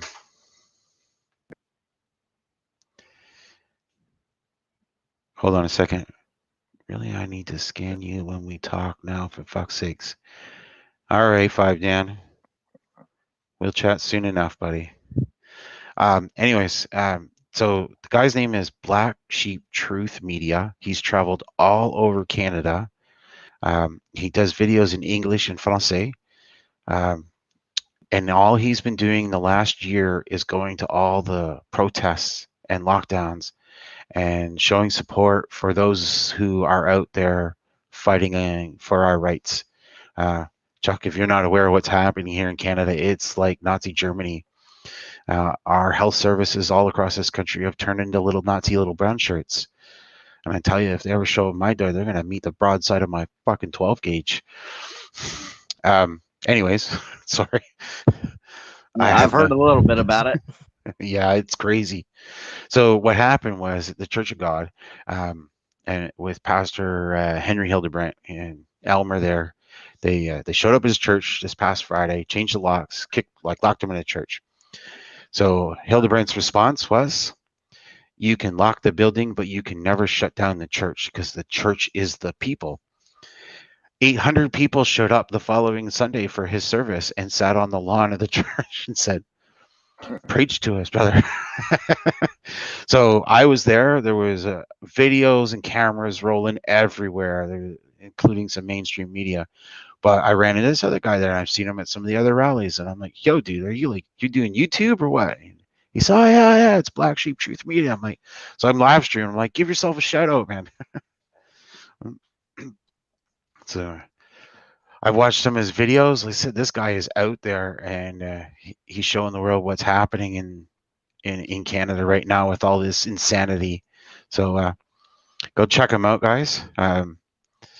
He said he's very prolific. He's all over the country. He's living out of his van to get this stuff done right now. So he's dedicated to showing the world what's happening here.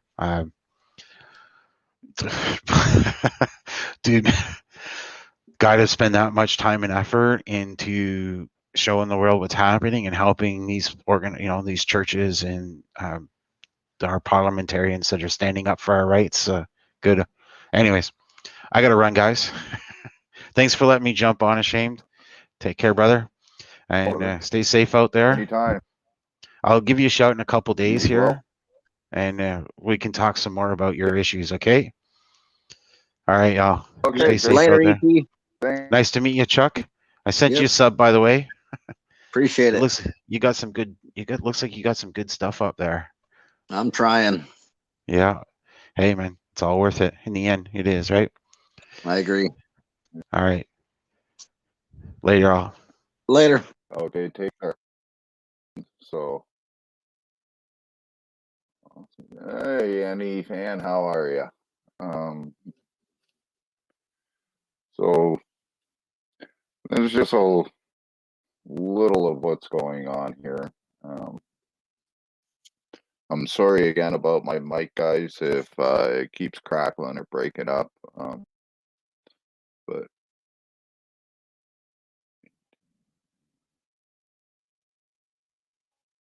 later on, okay.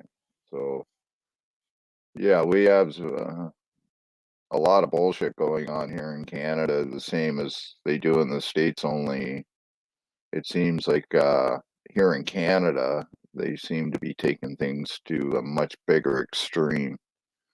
And you don't hear of people getting COVID-19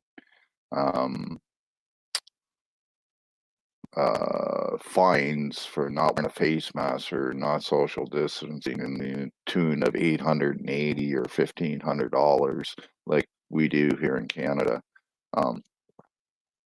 So it just this I understand that the States does have a lot of problems, and I respect every auditor that's out there going against what's going on right now. But we need to do something here in Canada also. We need more people to stand up and pull out their cameras. And if you don't have a YouTube platform or something to put it on, or Facebook, hit me up. I'll put your videos up, not a problem. Come on here, we'll do a live, and you can do it live if you want to put your videos up. If you're out,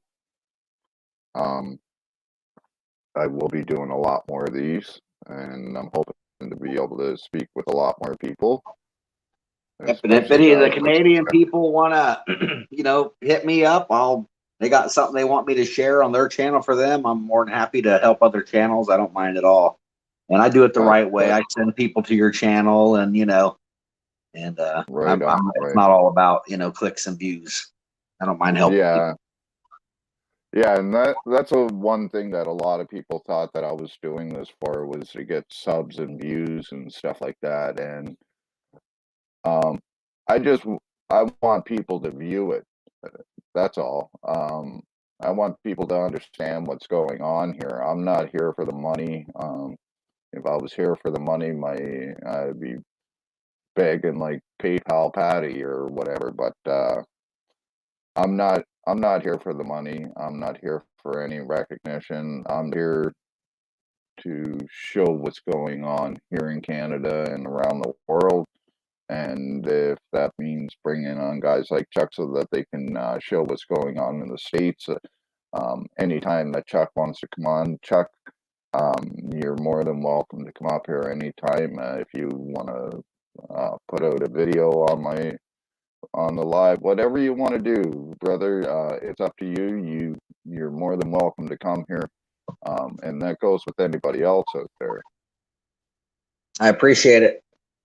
So, and like, I know that I'm looking to speak with other the bigger auditors out there so that we can maybe promote some of the smaller ones that are out there. Shame you were all about exposing the right thing. Thanks, NE fan. I don't have. Oh, well, you're lucky, Melvin, that you don't have any, or nothing bad happens. The RCMP in Canada are probably the worst police force anywhere. They're trained by the Canadian military, so they're military trained for military reasons and not for public safety reasons. So Joe Dirt, like James Freeman and Acura Amanda. You know what? I love James Freeman. That guy is the GOAT. And James Freeman, Tom Zebra. That's why I do what I do. Yep. And Acura Amanda, as cute as she is, she knows what she's doing. And I love her work also. And and that just goes to show, we have some beautiful young ladies like Acura Amanda out there picking up a camera and exposing these guys. Why can't everybody be doing this? So, and this is just a message that we need to get across. If we want the cops to realize that they can't go around and do whatever the hell they want, then we all need to pick up that and pick up that camera and expose them, and like I was saying about the RCMP, they're trained for military reasons. So exactly, Annie. They are trained for military, and they're not trained for public but yet we put them in public positions for public policing. Like here in Moncton, New Brunswick, we do not have a city force. We're policed by the RCMP. And when it comes to the RCMP, when you go to file complaints or anything, it's a lot different than filing a complaint with your local police department, because they're a federal agency and they have a lot more leeway than the regular police do. So, you know, you can write complaints all you want about the RCMP, nothing will ever happen. Absolutely nothing. Look at what happened out in the Vancouver airport, where that Polish guy, he couldn't speak English and he had a stapler in his hand and he was freaking out because nobody was speaking his language in that, and he didn't understand what they were saying, so they tased him 5 times and killed him. And you know, the supervisor was sitting right there in court and said, yeah, I did tell him to do it again, and I did tell him to do it again. And because he admitted that in court, nothing happened to him. Those cops are still on the job to this day after killing somebody. So it doesn't matter what happens. RCMP are not held accountable. They're sort of like the same as the FBI or the CIA in the States. They don't have accountability whatsoever. And we need to stop that. The police were made to protect the citizens. And if you want to get into it, the whole reason why police forces were established to begin with is to go after slaves to bring them back to slave owners. That's what police were actually for. You had the mounted police here in Canada back in the 1800s and that, but they were just mainly, you know, they would patrol the borders and that, kick people back across the states or whatever. But now, if you look at a cop the wrong way, you're going to jail for the next 5 years.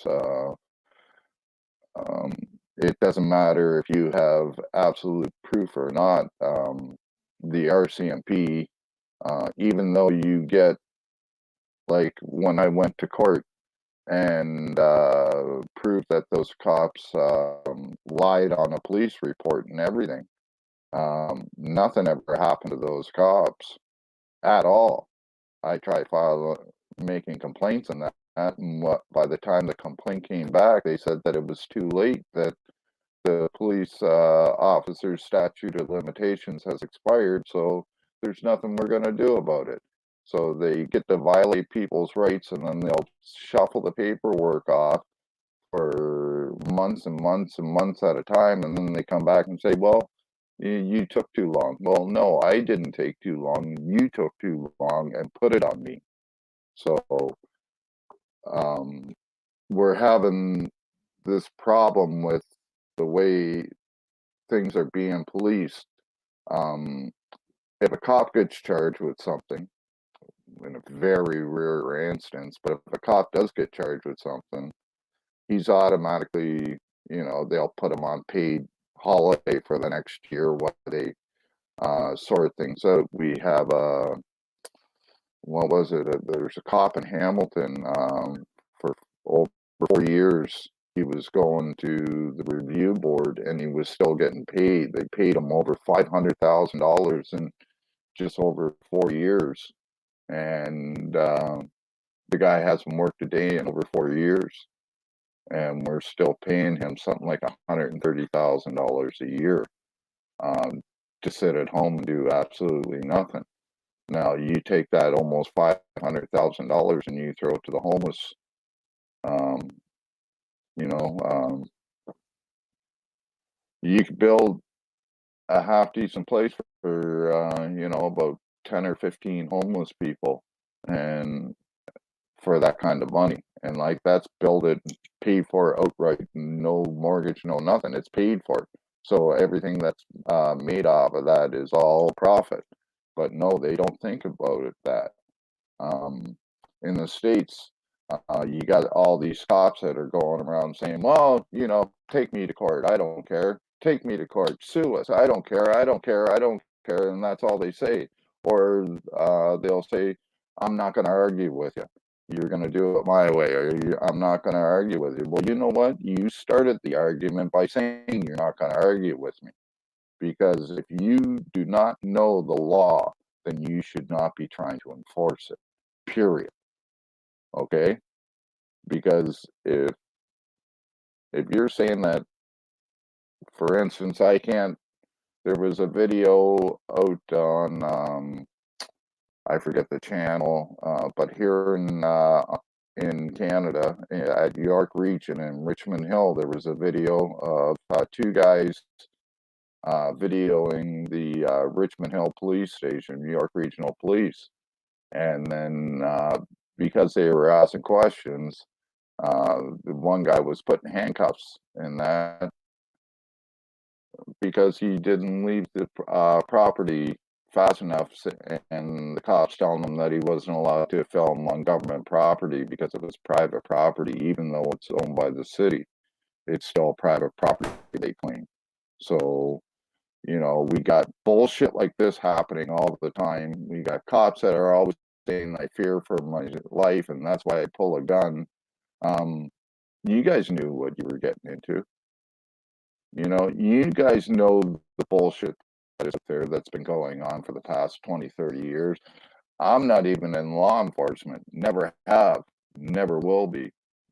But even I see the bullshit that's going around about law enforcement and that. And yes, Joe Dirt hurt someone's feelings, the rest. That's all it is. And I don't know if it's in the water, or maybe it's because of chemtrails that people are saying, or maybe it's in the food or something like that. But people have just turned into a bunch of fucking pussies lately. You know, I remember back in the 80s, we used to go out and if we believed in something, we stood up and we fought for it. Now, people, when they say that they believe in something, they whine to the police saying, well, I believe that it's my right to do this, so you have to do something. My feelings got hurt, so I want him charged with harassment. Or he took my picture, so I want that picture deleted. Well, guess what, folks? There's a thing called a constitution here in Canada, the same as in the United States. Our constitution's a little bit different. We have what's called a Charter of Rights and Freedoms. And if you don't like that, go to your closest major city. In your major city, there's this big fucking property. It's called an airport. Get on a plane and get the fuck out of our country if you don't like it. Okay? Because this is fucking bullshit. We have people here in Canada that are, we've been Canadians for decades and decades and decades, okay? We're not original people. None of us people are original people from Canada. We're all immigrants. So I can't say that I'm an immigrant, even, you know, but my ancestors are immigrants to this country. So technically we're all immigrants except for the native Canadians. So we can't, if you're here in Canada, you obviously know what the Charter of Rights are. And if you don't, maybe you should tell your kids to start checking this out in high school. Our schools don't teach us our rights and responsibilities, and that they go by doctrine and stuff. They give you the basics of math and that. And math is, you know, when I was back in school, we had to work out all of our math equations, and that we had to show her at work. Now you have I like your Bugs Bunny shirt. Yeah, thanks. But we have we got all these schools and that are just teaching, you know, math and that. And you can go to school now. If you don't have a calculator, to do your math, you're fucked, you know? Teachers don't want to see you work with the problem. They want to see you be able to use a handheld instrument so that you can work with the problem that way instead of using your head. And then they wonder why so many people are fucking stupid, you know? There was no such thing as an iPad when I went to school, or a laptop or anything like that. You know, our classes, our so-called computer classes, were called typing classes. You know that thing? It's a typewriter, and you put the paper in, and it had the ribbon, and you push the buttons, and it would come out instantly on a piece of paper for you. That's what we learned in school. We didn't learn about computers. We weren't allowed to use all these. Okay, and you take care, brother. So we weren't allowed to have calculators or anything like that. So we have this generation that's growing up now that if you don't do your work on a computer, you know, you're not passing school anymore. You don't work, you don't need to do this, you don't need to do that anymore. And then, you know, yeah, in school, everybody should be taught the Constitution or the Charter of Rights. This should be mandatory in all schools as far as I'm concerned, because so many people don't know their rights, and they grow up not knowing their rights, and the next thing you know, they're in trouble with the law, and they don't know their rights, and their rights are being violated like crazy. And what do you do?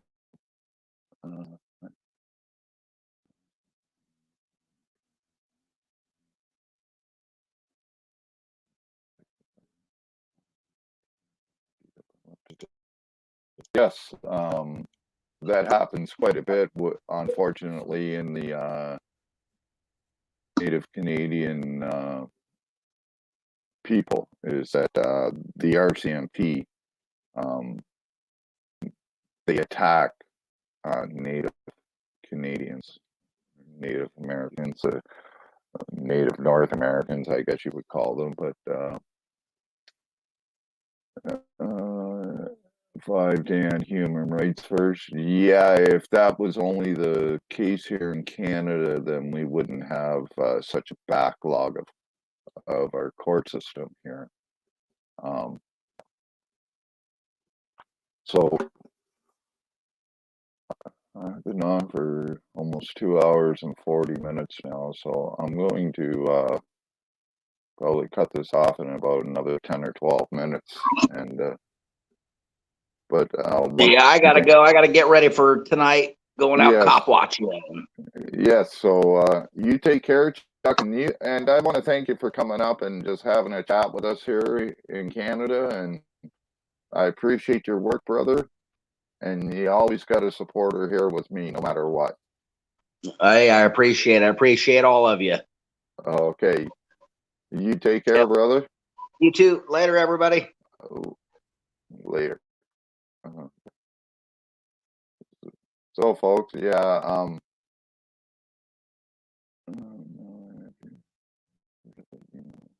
Rich campaign. It's the case in Canada. Enough balls, too many counters to stand.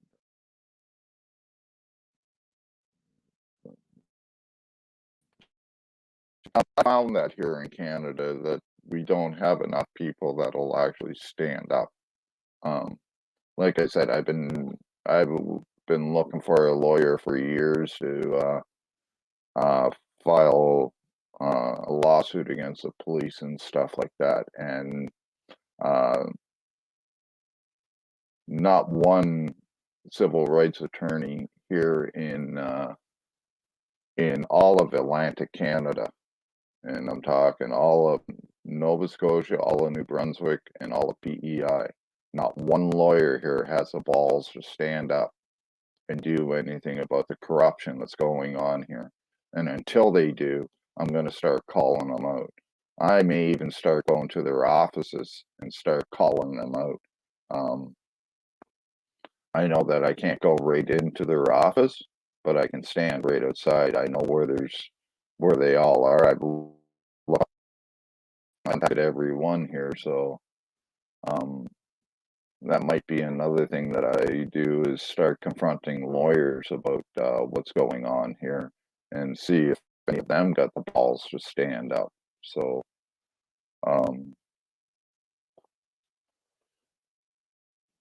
it is the case. Yes, I'll never find a lawyer for that.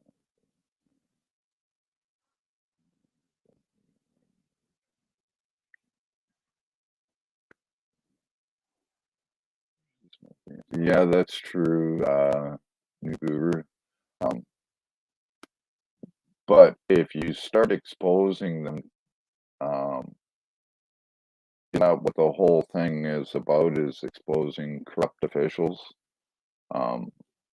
whether they're lawyers, whether they're doctors. These are all government officials here in Canada. Doctors and nurses and that, they're all government officials. They all get people government money. Every bit of it. It's all 100% subsidized by the Canadian government, whether it's a provincial, municipal, or federal. They get money from all levels of government when it comes to hospitals and that. So, better call. So I wish Saul was here, brother. I'd even like to just be able to talk to him here. But, it's exposed. Raise awareness for sure.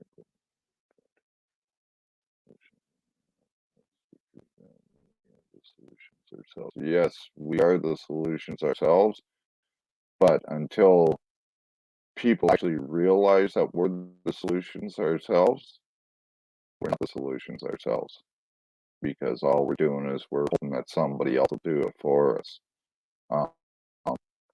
I didn't hope that people, that the government would change the Privacy Act just saying, I hope it. A group of us from Ontario called OCAP, Ontario Coalition Against Poverty, we literally went to Parliament Hill and we to Parliament Hill, to the main entrance to the building. And we were all on a big chain in that. And cops literally just came by with bolt cutters and started cutting us off in rows of 5 and putting us right in paddy wagons. So, it took an extreme to change the Privacy Act here in Canada. And I'm proud to be part of that, because a lot of lives have been saved just from having that done.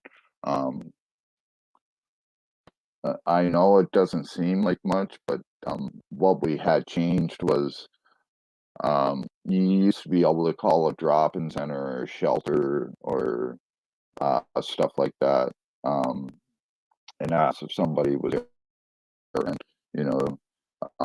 I know that what really got me was this one time in Toronto at what was called the Friendship Center, at the corner of Sherbourne Dundas, at All Saints Church. And, we had a lady show up there trying to get away from her ex because he was being violent. So she came there and looking for help. And somebody, her husband had called there, and somebody had called out her name and that, and she was waving the phone up in the air saying, you have a phone call and that. And by the time she got to the phone, the guy had hung up.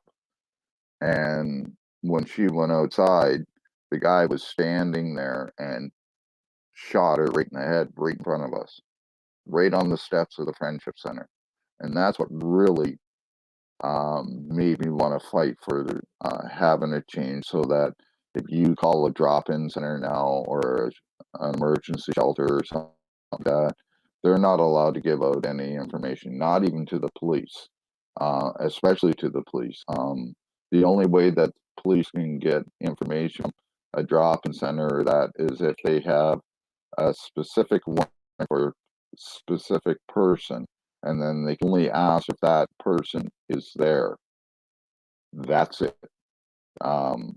They cannot go in and like they used to and go through sheets and see who's all there, start running people's names like they used to. That's all been changed. It's actually against the law now for a cop to walk into a drop-in center or a shelter and start going through the books and just start running people's names. It is against the law now. It's not any. It wasn't before. So that was one of the things that we really wanted to get changed, and we had it changed. So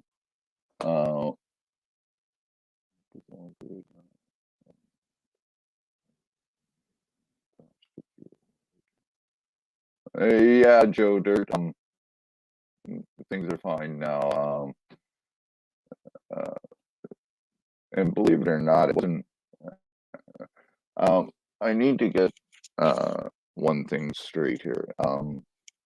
When he my arrest here in my bedroom,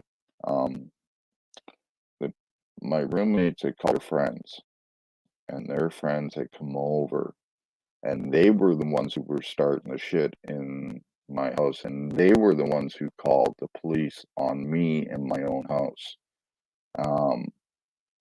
And they had no right whatsoever to do that. So I know that the people that are here, they don't want me here, but I don't give a shit right now. I can't do anything about that. But it was actually the friends that came over that called the police on me for something that I was doing in my own house. So yeah, and to this day, I've made several requests for the officer's name that was that arrested me, so that I can file a formal complaint. And the RCMP refused to give me any information whatsoever. So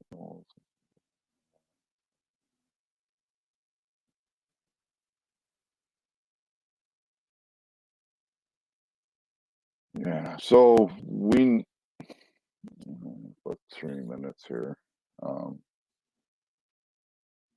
I just want to let everybody know that don't forget to go check out Chuck Bronson on YouTube. He's also on Facebook. Check him out. Like, share, and subscribe to him, please. The guy is amazing. You'll love his work. And don't forget to check out Canadian Rights ET and Canadian Rights Review and Canadian Rights Media.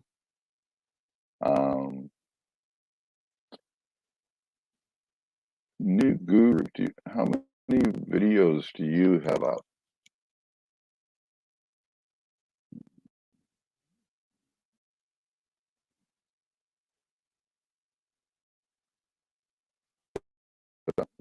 Yeah, and, there's Epic Cop Watch. Check him out. Dirty Mike Accountability. You gotta go check him out. Him and Myron do a show every day called The Canadian Corner. Check it out. It's usually around 4:20 during the day. That's usually Eastern Standard Time. So if you're in the Ontario area, that's your time. Check out Dirty Mike, Slow Burner 416. Check him out. Really good guy. You gotta meet his dog Ruckus. I know that there's a bunch of others out there that I should be shouting out. Orange Man Audits. I haven't seen much from him lately, but another good guy. He's out in the Victoria area. He does a lot of audits out around there. So check him out also. And don't forget, folks, if you're not subscribed to me, subscribe, please. If I can get my message out to at least one person and help one person, then I know that I'm doing something good. There's also another guy, and for the life of me, I can't remember it right now, but Canadian Rights Review was telling me that there's a new Canadian auditor, and the reason why he started is because he's seen the video of me being arrested in my apartment, in my bedroom. So, something special. Oh, cool. Two people.